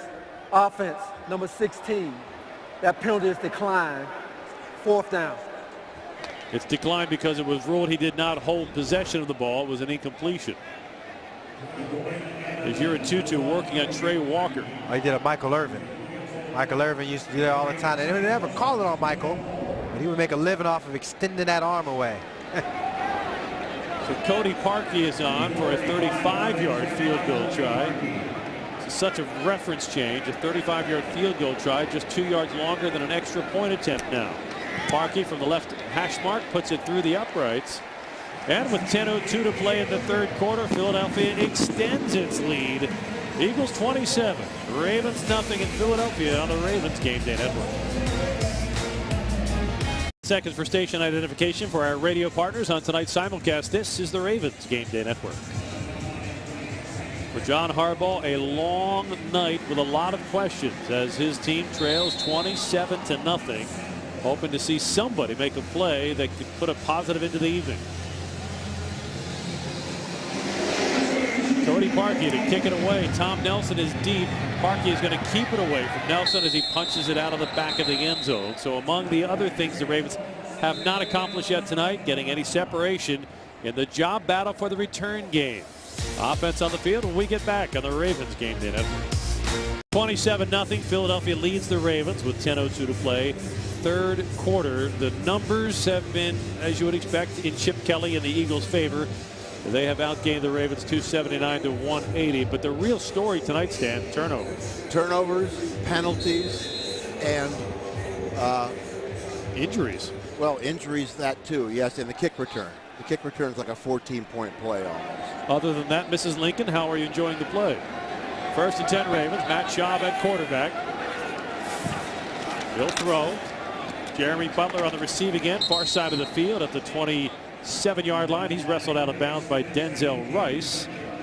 And the Ravens will have a 2nd down and 3. Q, if this were not such a lopsided score, that's the exact thing you're looking for in the Mark Trestman offense, a 2nd and 3, because in a regular season game, a closely contested game, that then is play fake territory. Backs offset. Buck Allen will get the carry. He runs right up the middle, and he'll get the 1st down at the 32-yard line. You know, Jerry, I think part of the production of this offense has been evident on 1st down, but we haven't seen the consistency of sustaining a drive. It seems as though that when Mark Trestman dials up something, and he has been dialing up some really good plays, the Ravens offense, whether it be protection, whether it be the interceptions, whatever, it's been a self-inflicted wound. I don't necessarily know if it's the Eagles so much as it's the Ravens hurting themselves. On 1st and 10, Max Williams goes in motion. Schaub drops the throw. Pocket collapsing. He is hit and dropped back at the 25-yard line. Ball may have come loose, but Schaub comes away with the ball. I thought the ball may have been jarred loose, but the Ravens will hold on to that. Boy, sometimes you feel the pocket around you, and he's trying to maneuver in the pocket, but there was nobody open. And that's just a plain old coverage sack. Boy, I know Matt Schaub is sitting there and looking for receivers. You see everybody just covered.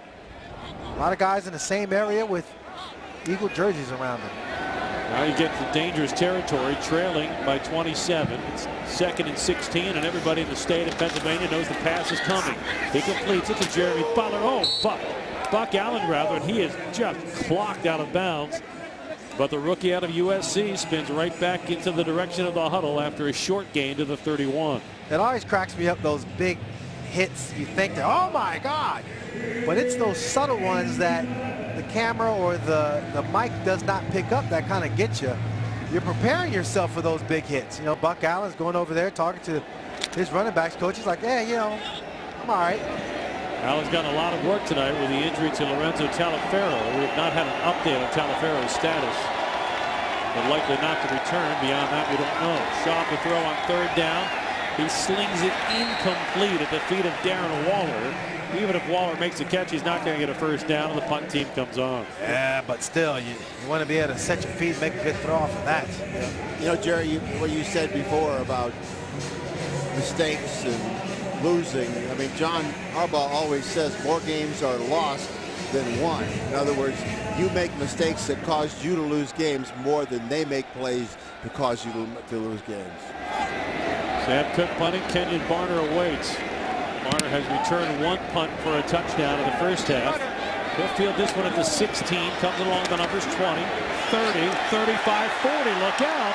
And Barner is finally wrestled down at the 43-yard line by Kyle Arrington. A flag is down back at the Ravens 40-yard line. I think they were holding Boyle on that play. Yeah. That was ugly. He never get about 10 yards downfield. There are 2 fouls on the play, both on the receiving team. Holding, offense, number 45. That penalty is declined. Holding, receiving team, number 35. 10-yard penalty from the end of the kick. Philadelphia keeps the ball. First down. And that'll negate a 27-yard punt return. 27-0 Philadelphia in front of the Ravens. 7:27 to play, third quarter on the Ravens game. Ravens fans, help support domestic violence victims and survivors through Hope Line from Verizon by dropping off your used cell phones and accessories to the Verizon booth on Ravens Walk before kickoff at the Ravens versus Rams game on November 22nd. Jerry Stan and Q with you live from the broadcast booth presented by Verizon. It has been a long night for the Ravens. Offense, defense, special teams, every facet of this game. They trail 27-0. 7.5 minutes left in the third quarter. Mostert will get the carry, room to run. He's across the 20-yard line and out to the 24-yard line before Arthur Brown can bring him down. But a penalty flag is down back in the Eagles' backfield. Well, that's the quarterback being a threat that caused that to happen. Illegal use of hands. Hands to the face. Defense, number 92. 5-yard penalty added to the end of the run. Automatic. First down. So Zach Thompson, a free agent, trying to make this roster, instead making a mistake that will draw some critique in the film study. Well, you can see number 45 going after the quarterback and leaving the running back with a huge hole there. He's in between on that. Back to the ground game. Mostert with the handoff, working off a right tackle. He'll get out to the 30-yard line. Gain of about 1.5 yards. Arthur Brown again on the stop. Arthur Brown getting in on some plays. He knows he has to make plays to earn a spot on the roster and the depth chart. Pass is intended at the 45-yard line for Karan Pratt. Broken up by Cassius Vaughn, incomplete. Well, Cassius is yapping there, but he was pretty lucky. He went over top of Cassius to get the ball. Instead of Cassius going up at its highest point, he waited for it to come down. And he's lucky the receiver didn't snatch that away from him. That was a missed opportunity for Cassius. Yep. 3rd down and 8. That's Barkley to throw. Blitz coming. Barkley's pass complete with the 35 to the 40. Mostert to midfield. Sidesteps the tackle, gets into Ravens territory and out of bounds. They'll mark him down at the 43-yard line as Mostert keeps the Eagles offense on the field. Pursuit and tackling stand. We go back to that. The Ravens again coming up short in both facets. Plus assignment. How does the back just go out of the backfield? Nobody even 10 yards from it. A 26-yard gain. 1st and 10 Eagles at the Ravens 43. Mostert will carry inside the 40, and he's taken down by Zach Orr at the 37-yard line. They have it way back on their heels now. That was not even a well-run play, and it got 6 yards.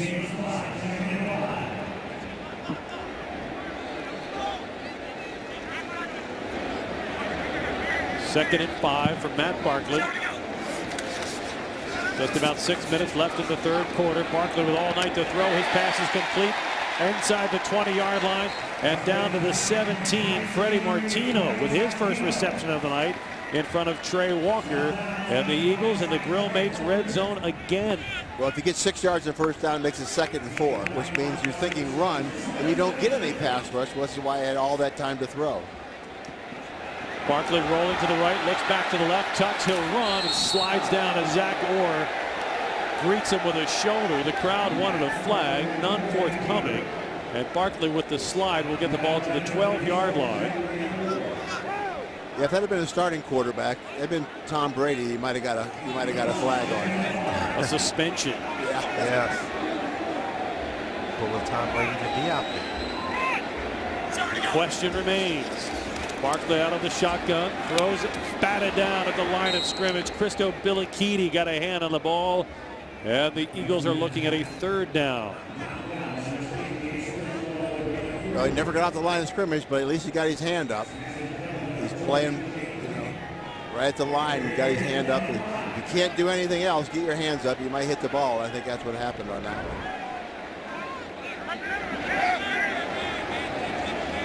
3rd down and 5. Barkley wants to throw, pumps once, pocket collapsing, his pass is deflected, incomplete at the 7-yard line. It was intended for Rasheed Bailey, and Anthony Levine had the coverage and broke it up. Yeah, finally, good pressure and good coverage on the same play, forcing Sanchez to pump a couple times and then throw it late. And just a good job of staying with that little angle route. And we have not said that, I don't know, prior to this play, the combination of good coverage, good rush pressure. We haven't used good very much, let's put it that way. Yeah. I think you mentioned that before. Kip Smith will attempt the 30-yard field goal try from the right hash mark. And Kip Smith hits a knuckler, and he knuckles it through the uprights. Well, the kick is good, but hope Kip has a backup plan in his career. Yes. 30-0, Philadelphia in front of the Ravens. 5 minutes to play 3rd quarter on the ring. Philadelphia, 4:55 left to play 3rd quarter. Kip Smith is a backup punter and showed all of a punter's kicking skill with a knuckler on a 30-yard field goal try to the delight of his teammates. Yeah, they didn't see it. They'll see it later, but that's why it's so hard to hit a knuckleball. You see how that ball floated and moved and everything, and you don't know which direction it's going to go. Hoyt Wilhelm would be proud. Name it came to mind for me too. I just didn't think anybody else remembered him.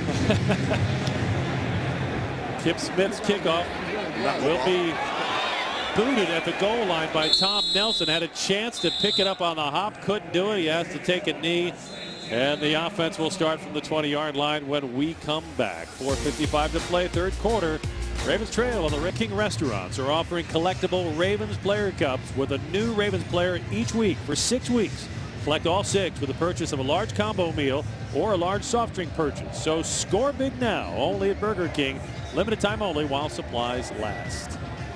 Here in Philadelphia, 4:55 left to play in the 3rd quarter. A new quarterback on for the Ravens, Bryn Renner. Free agent out of North Carolina. He'll hand it off on 1st down. And Terrence McGee churns forward for a gain of maybe 2. Last week, Bryn Renner, 6 of 14 for 88 yards, but he had the winning touchdown on a rollout keeper that beat the New Orleans Saints. He would have to be John the Baptist caliber miracle worker to pull off comeback tonight. Hey, put points up on the board, look good, make the evaluation tougher for the coaches. And another penalty as the Ravens jump on the left side of the line. Offense, number 66, 5-yard penalty, still 2nd down. That's 3 penalties on Ryan Jensen, a guy who we all thought was really having a good camp, had a great week of practice in Philly, and like so many Ravens, tonight has just not come together for him. That is what we have seen from the entire team. Great week of practice, that's all well and good. When the lights came on tonight here at Lincoln Financial Field, for whatever the reason, the light did not go on mentally with this ball club. John Harbaugh and his coaches are going to have some tough questions to ask out of this game. We'll get to that after Renner's first pass incomplete. Darren Waller, the target at the 25, and a miscommunication. I don't think Waller went far enough in for that ball as the defense was coming back. Back to John Harbaugh and his coaches. The first thing you're going to have to ask is, okay, was this just one of those nights? They're not going to take the easy way out. You're going to have to say, why were we that bad? That's what you have to come to terms with, is why were we that bad? It's not were you that bad, you know you were, but why? You have to come up with some answers so you don't carry that into the regular season. Renner to throw on 3rd and 13, check down to his running back, and a nice second effort by Terrence McGee to get the 1st down as he charges across the 30-yard line before Jordan Hicks can bring him down. Well, part of it is starting up front on the offensive and defensive fronts.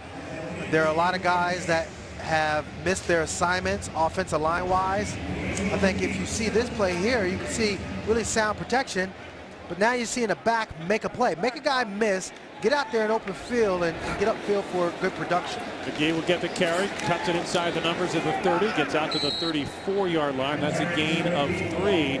With Lorenzo Taliaferro leaving early in this game, we do not have a definitive on his injury. Suddenly a guy like Terrence McGee, a rookie free agent out of LSU, has to think, hey, if he has a big night, maybe he winds up on the depth chart. One of the things they have to think about, Jerry, is they've talked about how this is a practice for when they go the regular season and go on the road and stay. Did they do the right things? Excellent question. Here's Fitzgerald Toussaint weaving his way across the 40-yard line out to the 46. That'll be good for a gain of 9 and another Ravens first down. They have to do it twice during the regular season. They're going to stay a whole week out.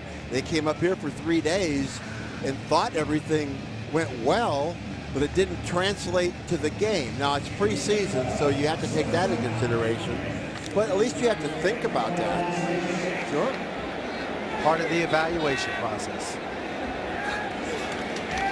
Fitzgerald Toussaint will get the carry, works off left guard, gets out to midfield.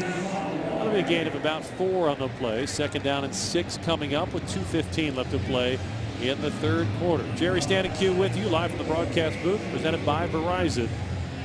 Not the game John Harbaugh and his coaches and players wanted to present to Ravens fans at all.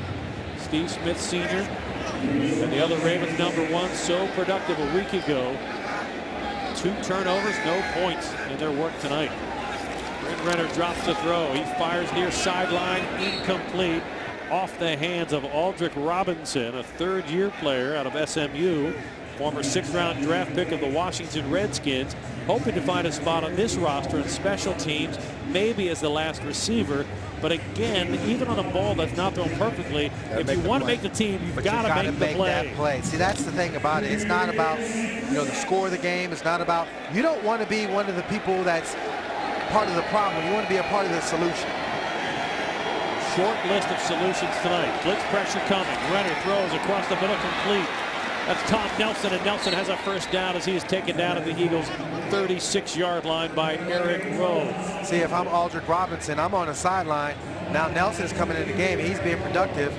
Well, that doesn't feel good if I'm Aldrick, but if I'm Bryn Renner, yeah, I'm just going to go ahead and give my receiver a chance to run with the football. Nice pitch and catch, and way to move the chains for a good Ravens first down. Looked quick. I thought it was Michael Campanello at first. And we have not seen Campanello tonight. Here's Terrence McGee with a carry, left side, nice hole, 30. 25, bounces off an Eagle, and he's tripped up inside the 20-yard line, taken down at the 17. Possible touchdown saving tackle by Jerome Copeland. Now that's great, coming off the ball, blocking, getting up to that 2nd level. Awesome job by Jensen, really just moving a whole lot the way. You see Jensen get up on number 54, and that's just good running. Running behind your line and then bursting through the hole. That was a really good job by Jensen. 19-yard gain on first down. Back to McGee. Again, working the left side of the line. Slips through a crack. Gets to the 10-yard line. And he'll get 8 on the play. So Terrence McGee, a rookie free agent we mentioned out of LSU. He played in 40 games for the Bayou Bengals, but only had 1 start in college. And suddenly here, as we approach the final minute now of the 3rd quarter, McGee sees an opportunity to make a name for himself. And here's the big thing I think he's doing, guys. He's not buying into the energy that has swallowed the Ravens sideline for obvious reasons. Well, he can't afford to, that's for sure. Fitzgerald Toussaint will get the carry. He weaves his way down close to the 5-yard line. He'll mark it at the 6. That'll be good for a first down, and it will bring us to the end of the 3rd quarter. Of the 3rd quarter. 4th quarter in front of us. The Ravens on the move, but they have a lot of ground to catch up. They trail 30-0 on the Ravens Game Day Network.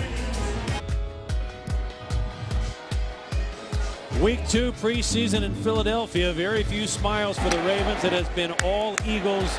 Philadelphia has just stymied the Ravens in all 3 phases of the game. 30-0 Eagles in the start of the 4th quarter. But the Ravens on the move in the Grill Mates red zone for the first time tonight. They have it 1st and goal at the Philadelphia 6. Bryn Renner looking for another touchdown drive given to McGee. Spins out of 1 tackle, but he'll be stopped at the line of scrimmage for no gain. So Bryn Renner, who closed out against the Saints with a touchdown on his last drive at quarterback, trying to open up here against the Eagles in the fourth quarter with another touchdown drive. It will be small satisfaction to the Ravens organization because this was a game in which there have been very few positives. And let's be completely honest, you're not building your upcoming season around Bryn Renner.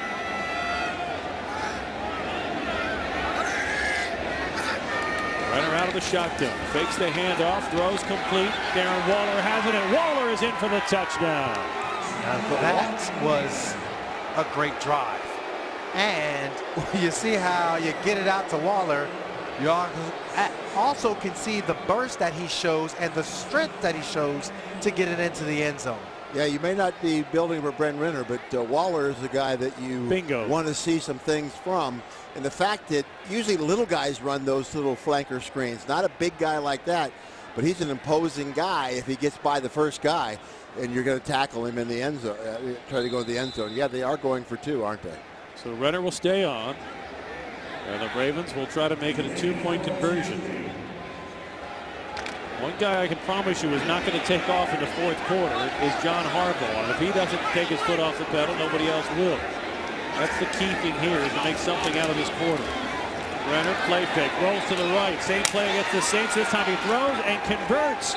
Jeremy Butler on the receiving end, and the Ravens a successful two-point conversion. And Bryn Renner gets the first smile of the night from John Harbaugh, but a flag is down. Oh, wow.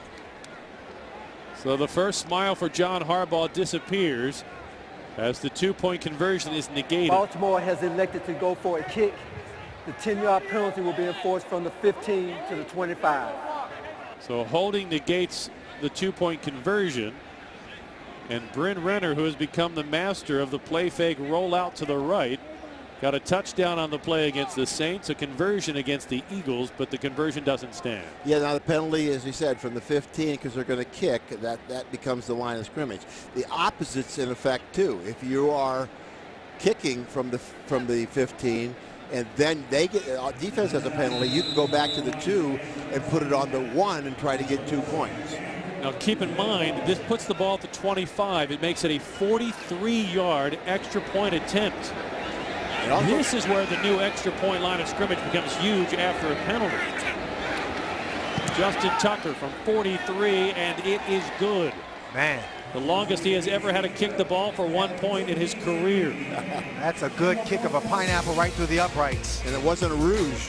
Flanker screen to Darren Waller for the touchdown. We continue on the Ravens Game Day Network. 14-18 to play in Philadelphia. The Eagles lead the Ravens 30-7. The Ravens Geico scoring drive, 13 plays, 80 yards, a little more than 5.5 minutes off the clock. Darren Waller with a 7-yard touchdown catch to give the Ravens their first score of the night. Well, the Ravens defense, the young defensive players trying to find job security, will face a new challenge when the Eagles offense comes on the field, because Tim Tebow is coming in at quarterback for Philadelphia. Justin Tucker will kick it to Mostert. And Mostert will take it 6 yards deep. He'll take a knee for the touchback. And that'll bring Tim Tebow in. And you will hear the applause. Perhaps the most famous backup quarterback in NFL history. And I'm talking deep backup because he's fighting for the third string job. Backup to the backup. Most famous backup ever. But because of the offense Chip Kelly runs, Tim Tebow presents a unique challenge for defenses because he can run the short yardage, read options so well. He ran it for Urban Meyer in Florida. And that's his first play as he hands it off. And the ground game will net the Eagles 5 yards out to the 25. The difference between most quarterbacks and Tim Tebow is he likes to keep it on the read option. Yeah, no doubt. And he's going to be effective on those 2-point conversions when you need it too, where you get an extra blocker by running your quarterback. Kenyon Monangai is in the backfield with Tebow.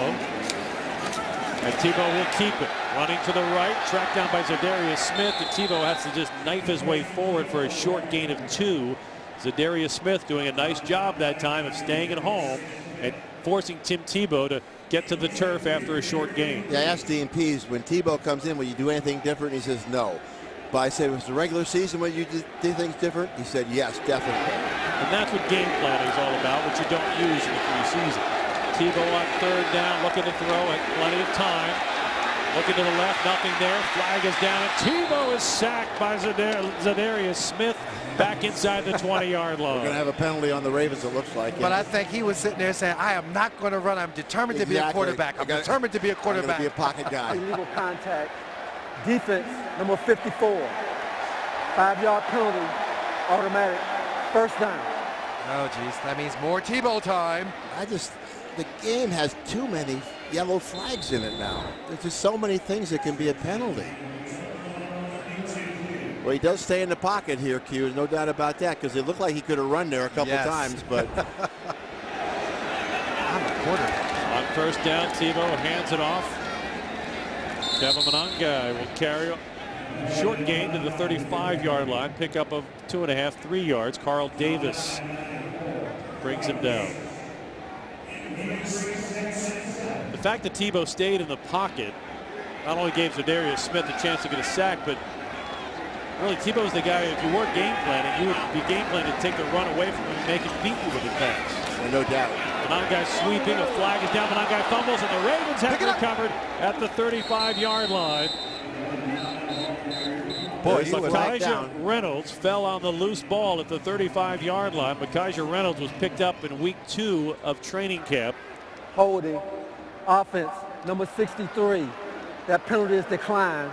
The result of the play is a fumble recovery by Baltimore for a first down. So the Ravens force their first turnover of the night. They'll give the ball back to the miracle worker, Bryn Renner, when we come back. 12:34 to play in the ball game. Philadelphia 30, Ravens 7 on the Ravens Game Day Network. Matchup mode, trailing 30-7 with 12.5 minutes left to play.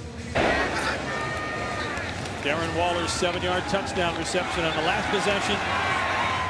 Clearly the offensive play of the game. And we just saw the defensive play of the game, too. Albert McClellan making a play, running down the back and causing a fumble. And they were we talked about Zach Orr and Arthur Brown. That's another inside linebacker, McClellan, on the bubble, too. Runner on first down, hands it off. Terrence McGee with a short gain behind the right side of the offensive line. Alfie Hill brings him to a halt after a gain of maybe half a yard. Well, you got to say tonight was a learning experience for the offensive line. You can also say it was a learning experience for Reynolds, that as opposed to diving on the ball, scoop that thing up, young man, and keep on running. Yeah, make a play. Yes. Then get on the sideline and put the oxygen mask on. You look cooler. Yeah, you shouldn't be using the oxygen mask after you fall on the ball. It's after you run that you need the oxygen.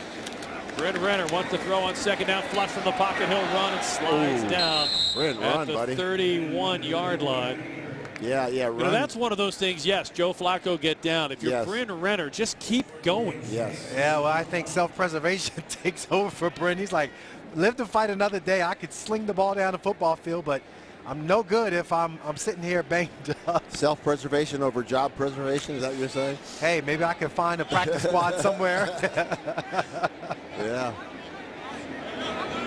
3rd down and 7. Renner out of the shotgun. 3 receivers set. Nelson is in the slot to the left. Renner looks right. He throws, and it is complete at the 25-yard line. DeAndre Carter made the reception. This is going to come down to a spot. Oh, they're giving it to him. Oh, they're going to put it on the line. And they'll say it is good for a first down. Wow. So DeAndre Carter trying to beat the odds and find a roster spot on John Harbaugh's team. Keeps the offense on the field. I'll bet Renner's dad was saying run at that point. Make a play. Give us to McGee. Gets around the left edge. He's to the 20. 10, 5, angling for the pylon. He's going to be marked down at the 1-yard line. They got a flag on the penalty edge. flag is down. I bet it's on the edge. The edge was so well blocked that maybe there was holding out there. Yeah, I think so. Holding, offense, number 65. 10-yard penalty, replay, first down. Nick Easton, a rookie free agent out of Harvard, a kid who should know better. Oh, Nick.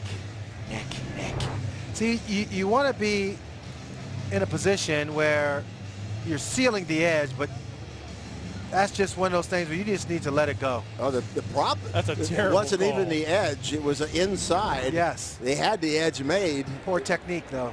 Yeah. Got to have that better footwork. Man, that's a shame because that block had nothing to do with that run.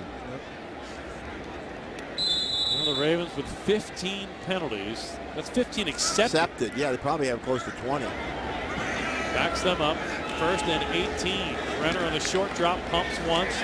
Now he'll throw to Toussaint out of the backfield. He's at the 30-yard line. Big hit on Fitzgerald Toussaint as he is stopped after a 2-yard pickup to the 30. Travis Rossetti lowering the boom on Fitzgerald Toussaint. Yeah, I like how the backs have played tonight. Very physical. Forsett started the game off extremely well. I think set the tone. Say what you want about the performance of the offense, but the backs tonight have played extremely well. 2nd and 15. Bryn Renner in the shotgun. 2 receivers to the left. Renner flush from the pocket, running to the right. He's going to run it 30, 25, and steps out of bounds. Out the 23-yard line. Going to set up a 3rd and about 8 for the former North Carolina Tar Heel. And most likely 4-down territory here, or 4-down situation in the game. Don't think there's any doubt about that. Yeah. Michael Campanaro, we haven't seen tonight, in a T-shirt on the sidelines. He practiced all week. He was not on any injury reports. I don't know if the coaches just wanted to give some other players opportunities tonight. The coaches don't have to release the injury report in preseason, but we don't know why he is not in uniform. The flag, Eagles are offside. Free play for Renner. He fires, incomplete and almost intercepted as it bounced off the hands of DeAndre Carter. See, I don't know if that was an option route or not, because DeAndre Carter turned Offside. out. Defense number 78. 5-yard penalty. Still 3rd down. He turned out while Bryn Renner turned in, and that was just a good job of using the snap count as a weapon. Get a quick free 5 yards. Yeah, that was just an option route. You got to make that catch, though. Yeah, hit you in the hands. Yep, that's a catch you got to make. If you want to play in this league and you are getting playing time in the 4th quarter of the preseason, that tells you have to make the catches. You're not going to get any grace period. You're not a #1 pick. Renner to throw. On 3rd and short, complete to Tom Nelson. And Nelson, with great sense of field position, darts to the 13 and picks up the 1st down. And see now, every time there's a mistake by somebody, you bring in Mr. Reliable, number 84, and he comes in and just ho-hum, makes a play. Tom Nelson is converting from the defensive side of the ball as a safety and moves over to the offensive side of the ball as a wide receiver. Very difficult transition to do, but he has shown himself very capable of doing it. Terrence McGee in the backfield. He'll get the carry. Cuts behind the right tackle inside the 10. And he backs his way down close to the 7-yard line. Travis Rossetti on the tackle. And Terrence McGee is a guy who is playing for a livelihood. Now, this has been a long night for the Ravens. It's been an ugly night. We've covered all that. Yeah. But McGee is one of a handful of guys who has started to just kind of pop out a little bit. Arthur Brown, we've called his name a lot. Cassius Vaughn on defense. But Terrence McGee now, 8 carries, 35 yards. Should have had a 19-yard run to the 1-yard line. That was called back. He'll get the carry, working behind the center, cuts it inside the 5 and down to the 2. He'll be just shy of the 1st down. It'll be 3rd and less than a yard for the Ravens in the Grill Mates red zone. And see, this is what you want, from your back, to be able to be physical and also have good vision. You don't want to be fluffy. Just kind of go up there and say, oh, la, la, la, la, la. You want to have a strong pad level, and that's what you're looking for when you're evaluating this offense. Mark Trestman, again, is going to be calling his number because of the fact that he has been very aggressive running the football. Yeah, he's playing for a spot on a practice squad somewhere. 3rd and less than a yard. Give us to McGee, and he's not going to get there. He is hit in the backfield and stopped for a loss of 1. You got to be better at the point of attack, but give credit where credit's due when it comes to that defensive line. And I'm surprised that Yeah, John I'm really Harbaugh is going to surprised send he's Justin gonna kick. Tucker out. Yeah, that is really surprising. Yeah, they went to the I formation there rather than the single back. Maybe for the first time tonight that we've seen I formation. and the lead block was just not there. Jerry Standing Q with you live from the broadcast booth presented by Verizon. Justin Tucker on to attempt a 22-yard field goal try from in between the hash marks. And Tucker's kick is good. 6:37 left to play here in Philadelphia as the Ravens try to narrow the margin. Eagles 30 and the Ravens 10. On the Bryn Renner-led scoring drive on the Ravens game day. 10, Philadelphia in front of the Ravens. 6:37 left to play here tonight at Lincoln Financial Field. Justin Tucker capping the Geico scoring drive with a 22-yard field goal. 11-play, 31-yard drive. Shade under 6 minutes comes off the clock on the Bryn Renner-led scoring drive. So the third-string quarterback is the only QB tonight that gets points on the board. I think that tells you the kind of night the Ravens had. It's the kind of night that there is going to be a lot of discussion about in the week ahead for Ravens fans, not to mention coaches and players. Justin Tucker's kick will be taken by Mostert deep in the end zone. He'll take a knee, and that is good for a touchback. So let's take a look at the defensive play of the game. Elvis Dumervil, who had 17 sacks last year, gets one tonight.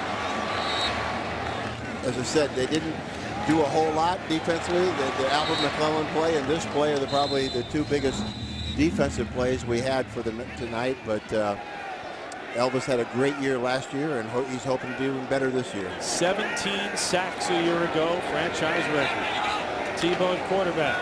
He'll keep it on the read option. He's across the 25-30, 35-40. It's still on his feet until he's finally brought down by Brendan Trawick, but not until he gets a 25-yard gain to the Eagles' 45. I guess the defensive end didn't realize who was at quarterback. Yeah. He just went in there and went right to the running back without even looking at the quarterback. They played right into the strength of Tim Tebow. Tebow, play action. Throws over the middle, complete to his running back, and he pinned to the turf at the Ravens' 46-yard line by Albert McClellan.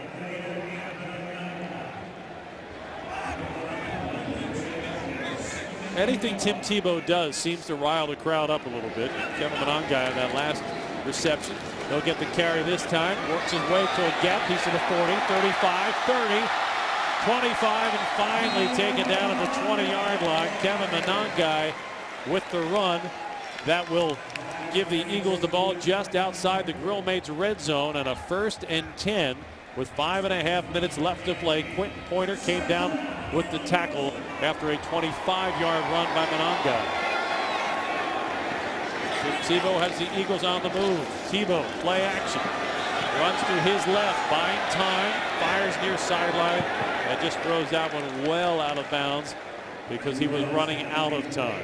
Well, that's what Tim Tebow can do for you on the running game, too. You saw that time the outside linebacker went directly to Tim Tebow and left a big hole with it cut back to. So it's a tough play because you don't see it but a few times during the year.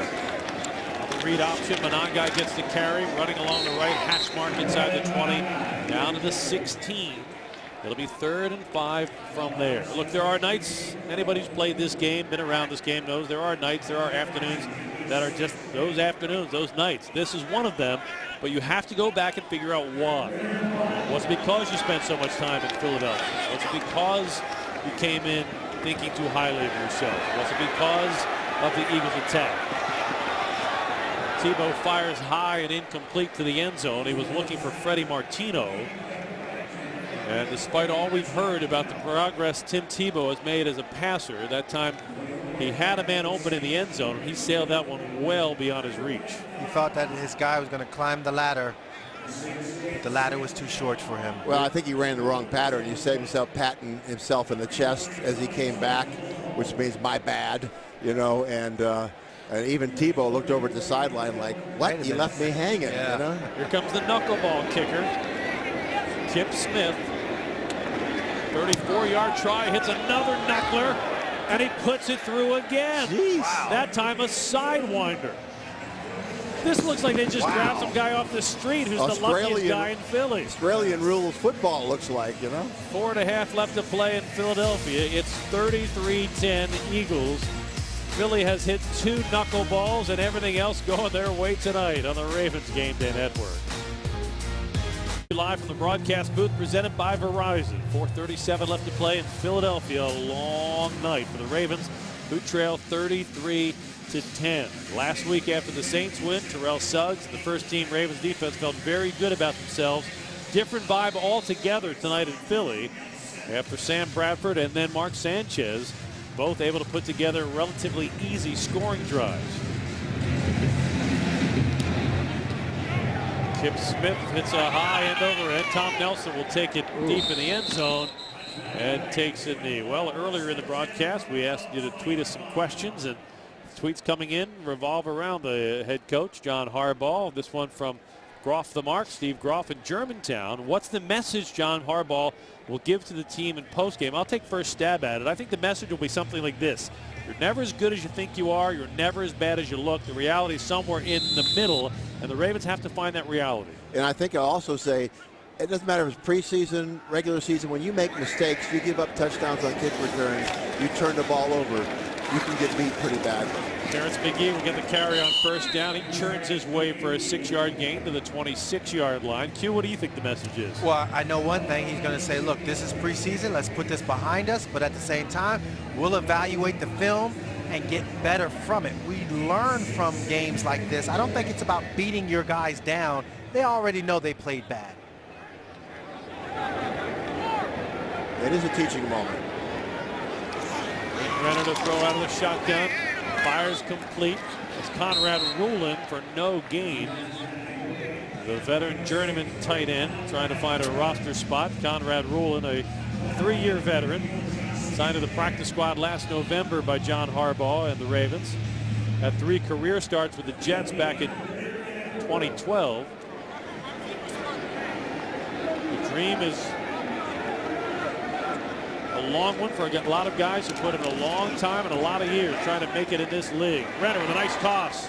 Trent Steelman, the former Army quarterback, comes down with his first reception of the preseason, and that'll move the chains at the 45-yard line with under 3.5 minutes left to play. I mean, there have been some bright spots out on the football field tonight. It just hasn't been as many as you would have liked, and clearly the scoreboard shows that. But guys like McGee, plays like that, Renner pitch and catch to Stillman, and that's something that you look at and you say, okay, good, at least I've been doing my job and doing it effectively.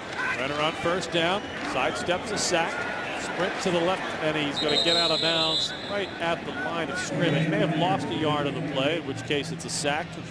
Travis Ricidi will pick up the sack for the Philadelphia Eagles.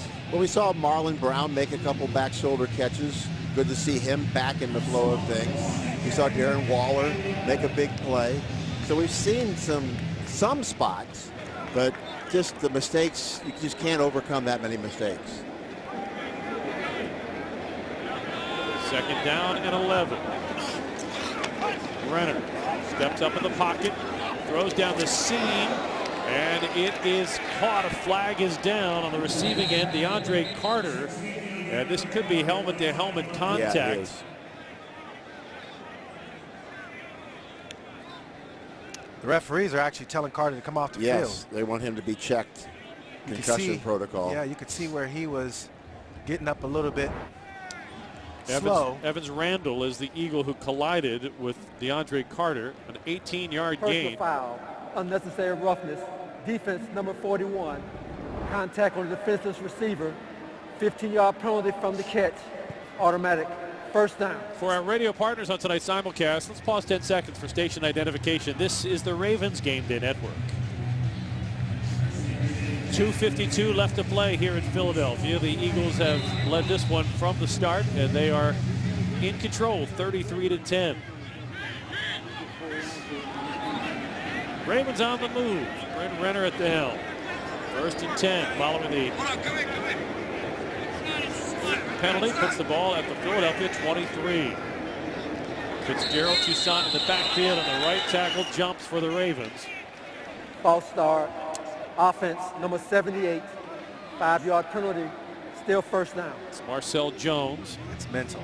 That's unacceptable. That's where, as a coach, you get very bothered. If I'm John Harbaugh, I'm just bothered by that, because you should know the play, you should know the snap count, That's football 101. That's what gets your team beat when you're not ready to just do the basics. Backs the ball up to the Eagles 28. Runner throws incomplete. He was looking for Tom Nelson on the quick out. And that time Renner let the ball sail out of his hands. Incomplete. The other big concerns and question coming out of this week 2 soon to be lost to the Eagles, the injuries. Oh yeah. When the Ravens came in, John Harbaugh knew he already had some injuries along the offensive line. They leave with more. Eugene Monroe, we've seen with his left hand in an ice pack. Lorenzo Taliaferro, left in the first half, has not returned. Renner throws on second down, near side, caught, and in for the touchdown. Daniel Brown, the former Duke from JMU, with a beautifully thrown ball by Bryn Renner. Wow, I tell you what great poise by Brown to just go and snatch the ball out of the air. You could just see, I'm gonna late hands it, but he gets it at his highest point. He shields the ball away from the safety coming over to try to knock it and dislodge it, and just walks right into the end zone. That was an awesome job by Brown and Brenner. Yeah, good concentration because it went right through the hands of the defensive back, and he kept his eyes on the football. That was a terrible job of me pronouncing Bryn Renner's name. I kind of combined it for Brenner, but it's Bryn Renner. And the Ravens will go for 2 with 2:44 left to play. Give us to McGee, left side, he's got a hole, and he is going to be in, but a flag follows him into the end zone for the good conversion. Oh, come now. The last 2-point conversion was negated by a flag. Let's see if this one is too. Got to be on the Ravens. Personal foul, unnecessary roughness, roll-up block. Oh. Offense, number 86. 15-yard penalty. Replay the try. It's Conrad Ruland, a backup tight end. So once again, the Ravens will take a 2-point conversion. 15-yard penalty will be assessed from the 15-yard line to the 30. And now you're looking at a 48-yard extra point try. Now this is significant. Huh? Yeah. You know, it has nothing to do with the outcome tonight. But let's fast forward into the regular season. If this scenario plays out in the regular season, all of a sudden you're either going to go for a 17-yard 2-point try or a 48-yard extra point attempt. Think about if it's in Pittsburgh late in the year in bad weather. And a 1-point game. Yeah, You're getting some foreshadowing of what could be dramatic plays in the regular season. 48-yard extra point attempt for Justin Tucker, and Tucker puts it through. No pineapple kicking there. Right through the uprights. Great job. 33-17. This final score is going to look a lot better than most of this game did. 2:44 left to play. The Geico scoring drive. 8 plays, 80 yards. A minute 53 and a 28-yard touchdown pass from Bryn Renner to Daniel Brown. Look, you've got to feel great about a kid like Daniel Brown, a rookie free agent out of James Madison, playing his college ball in the Colonial Association. His first reception in an NFL game, and Q, it's a big touchdown grab where he showed a lot of skills. Yeah, I love the fact that, number one, he ran the route with conviction, got on top of the DB, but then you see the safety coming over. Great poise by him of catching at his highest point, shielding the ball away from the defender and getting into the touchdown. That's a good evaluation process. If I'm sitting there looking at the film saying, great job, young man. And Stan, 2 weeks ago, I would have said Bryn Renner has no shot of making it in the NFL. And having watched him play in 2 games now, I'm starting to think he could be a practice squad quarterback for a team in this league. Well, he most likely will be for this team. I mean, you need a practice squad quarterback. You don't want your 2 quarterbacks throwing all the passes in practice, especially when you're running a scout team all the time. So I think he's earned the respect of these players and of the coaching staff, and that's what you want with your 3rd-string quarterback. Now, if something happened to one of those 2, would they bring him up or would they go get a veteran? I don't know at this point, but they're going to try an onside kick here. Nice numbers for Renner tonight, 10 of 13. And a very well-thrown touchdown pass. Justin Tucker's extra point try. It'll bounce and be scooped up by the Eagles at the 40-yard line. And coming up with the recovery was Jerome Copeland. He alertly popped to his feet and started to run in the direction of the end zone, but the official blew the play dead, saying a Raven had touched him. luckily, because it's suspect whether he touched. That's the type that goes for a touchdown. Is that the fumble, the kick was recovered by the receiving team, and he was down by contact at that spot. First down, Philadelphia. Oh boy. I don't know where the contact was. I got news for you. If that's a regular season call, Chip Kelly would be ballistic. Yeah. Swing and a miss by Jerome Bogart and company. That is a special teamer's dream when you're an up man on a onside kick, and you not only recover it, but you recover it on the fly. The closest Raven to him, okay, was Kiero Small. Might have got back the up jersey. Fullback. Maybe. By the hair of his chinny chin chin. Yeah. It was. Justin Tucker was the only one that was reacting to him running. And you can't challenge it because the whistle blows the play dead. Exactly. Tim Tebow running the read option, hands it off to Mostert, who slams his way down to the 32-yard line. That's a 9-yard gain. And we have the visual evidence that Kiero Small did get a forearm on the Eagles player who recovered the onside kick. Tebow to throw. Has plenty of time. Now he runs to his left, signaling to his receivers, and has to lob the ball out of bounds. That's where his problem is. He had one receiver he looked at, then he didn't know where to go after that. You know, you have to be, you know, you have to go 1, 2, 3, not just one. And if you cover him, then I don't know where to go quick enough. And for a guy who has played as long as Tebow has, you would think he would have picked that up by now. 3rd and short. Mostert will carry inside the 30 to the 20, 15, 10, and he's shoved out of bounds at the 5-yard line by Nick Perry. And once again, the Eagles in the Grill Mates red zone with 2:06 left to play. It'll be 1st and goal, Philly from the 4. But that's what he does. He makes the running game a whole lot better. He takes up a blocker. Tebow quickly with a snap. He'll keep it, rolls to his left, tucks it, runs, angles for the pylon, and Tim Tebow is in for a touchdown. See, Tim Tebow put his hands up, and the referee said, well, if you put your hands up, that means it was a touchdown, therefore I'm going to put my hands up. He had a wide receiver wide open in the back of the end zone, nobody on him, and he's back there yelling, throw it to me. Yes. Tim Tebow just ducked down. You can see it just cross in front of the camera there. There's nobody on him. His leg hits the pylon, but the question is where's the ball is when the leg hits the pylon. Mother of pearl. All scores are reviewed. It's under review. Yes, please. So Jerome Bogart will go under the hood. Brought to you by Toyota. Take a look at the Tim Tebow touchdown run. You think he'd want to get a touchdown pass to his credit because he had the guy standing in the end zone. He's one of the primary receivers. It's amazing he didn't see him and just loft a little soft pass to him. And keep in mind, the referee Jerome Bogart is not seeing our replays. He is seeing the replays that come out of the Philadelphia Eagles broadcast. So he may not have the exact same angles that we have. Interesting to note, it was the head linesman, Maya Shaka, who finally signaled touchdown. If you watch on the lower left of your screen for the TV viewers in our simulcast, that's Maya Shaka, who is the head linesman making the call. And she has to make the assessment of where the ball is when Tebow's leg hits the pylon, because from that point forward, he's out of bounds. Yeah, I don't know why she was looking at him laying out of bounds. She should have been looking at where the ball was in relation to the end zone line. But the reason I point this out is not so much whether Tebow gets the touchdown or not, but she'll be evaluated on the accuracy of her calls.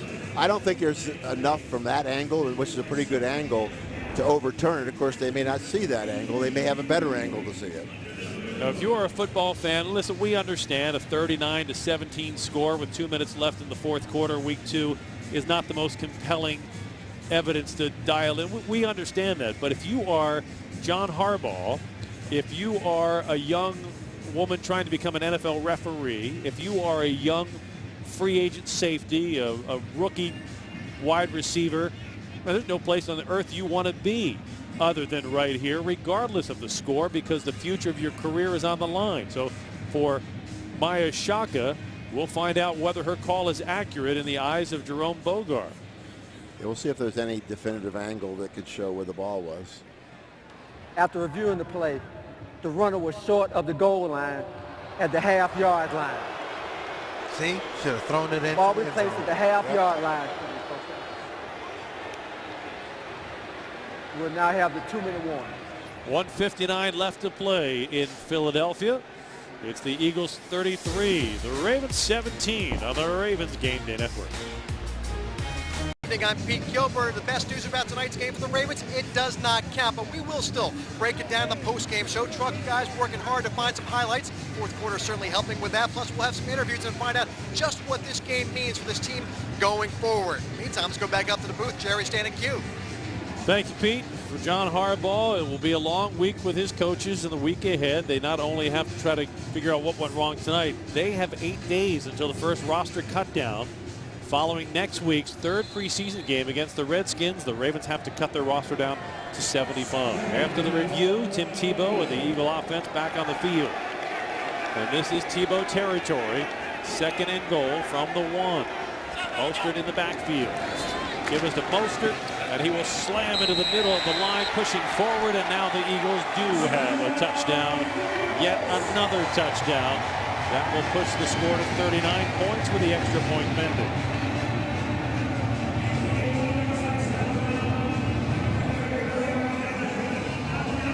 There's really not a whole lot to say about this game tonight, other than, as Pete just mentioned, it doesn't count. It does give coaches a chance to get your attention, though. You know, sometimes you win all these games and you can't get their attention on some of the little things. This will get their attention, that's for sure. He did it again. That's amazing. 3 knuckleballs have gone through. The extra point by Kip Smith, the king of the knucklers. He's hit 2 extra point knucklers, a knuckler field goal, and a sidewinder. I mean, watch this 33 ball. yards. And he just barely gets it over the crossbar. I mean, it looks like Tim Tebow's pass. That's amazing that you can do that 3 times and get it through the goalpost. Well, like I said before, you're never as good as you think. When it's all going right, it all goes right. You're never as bad as you look. John Harbaugh will carry that out of this game. There'll be plenty of teaching points. And then the Ravens will turn their attention to the Washington Redskins and the crucial preseason game next week, the 3rd preseason game, when many of the regulars will make the turn and play into the 2nd half. The Ravens hope to have their regular offensive line back next week, but they have a lot of injury evaluation to do following tonight's game. That's the 2 games left. You're not going to have a lot of linemen. They're still going to be injured coming there. And then you got to get rid of 15 guys that played the last game. Who are you going to play in that game? Not the injured guys. Kip Smith, the best looking kick yet. Tom Nelson takes it 2 yards deep, brings it out of the end zone. 10, 15, 20. That'll be stacked up at the 22-yard line. Bryn Renner will have 1:48 left to work with and 3 timeouts to work with. And you have to think, despite the score, 40-17 Philadelphia, why not give your young players one more shot at running a 2-minute drill? Hey, no but doubt. that's a part of the evaluation process, and kind of getting the feel of who actually can mentally process things. In this particular case, this situation, this 2-minute offense. Daniel Brown, who caught the touchdown pass on the last drive, splits to the right. Renner is going to have to run for his life, scrambles across the 30, 35, and gets out of bounds at the 36, stopping the clock with 1:42 left. Yeah, and Renner, he wants to lead another drive that ends up in points. Yep. Goes on his resume one way or the other. Last year, the Ravens drafted Keith Wenning, and before Mark Trestman had arrived, they released Wenning, and they went with Bryn Renner because they really liked his leadership skills that he showed in practice. And we have seen him really show something here now in the last 2 weeks. And the Ravens show another flinch on the offensive line. How many penalties now does that make? We're well into the 20s. It has to be in the 20s, what's the record? I don't know if they keep official records for preseason. penalties. I know, but Neutral zone infraction. oh, Defense, number 49. wow. Jumping into the neutral zone, causing a reaction by the offense. Yes. Now they call 5-yard it. penalty. Still first down. Now they call it. It's the first measure of relief for John Harbaugh all night. See, they got cameras on the pylons now, so they probably used those in the Tebow touchdown. Not non-touchdown. 1st and 5 for the Ravens from their 40. Renner steps into his throw, and it's a strike out close to midfield. Conrad Rulin comes down with a reception at the 49-yard line. That's good for a first down. 1:35 left in the ball game. Timeout Baltimore. They're first. This is a 30-second timeout. And that will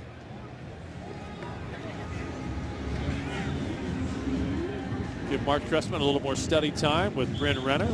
We invite you to join the Ravens on October 5th for a Purple Evening presented by Giant Foods. It's the perfect ladies' night out at M&T Bank Stadium. Learn football skills, get exclusive access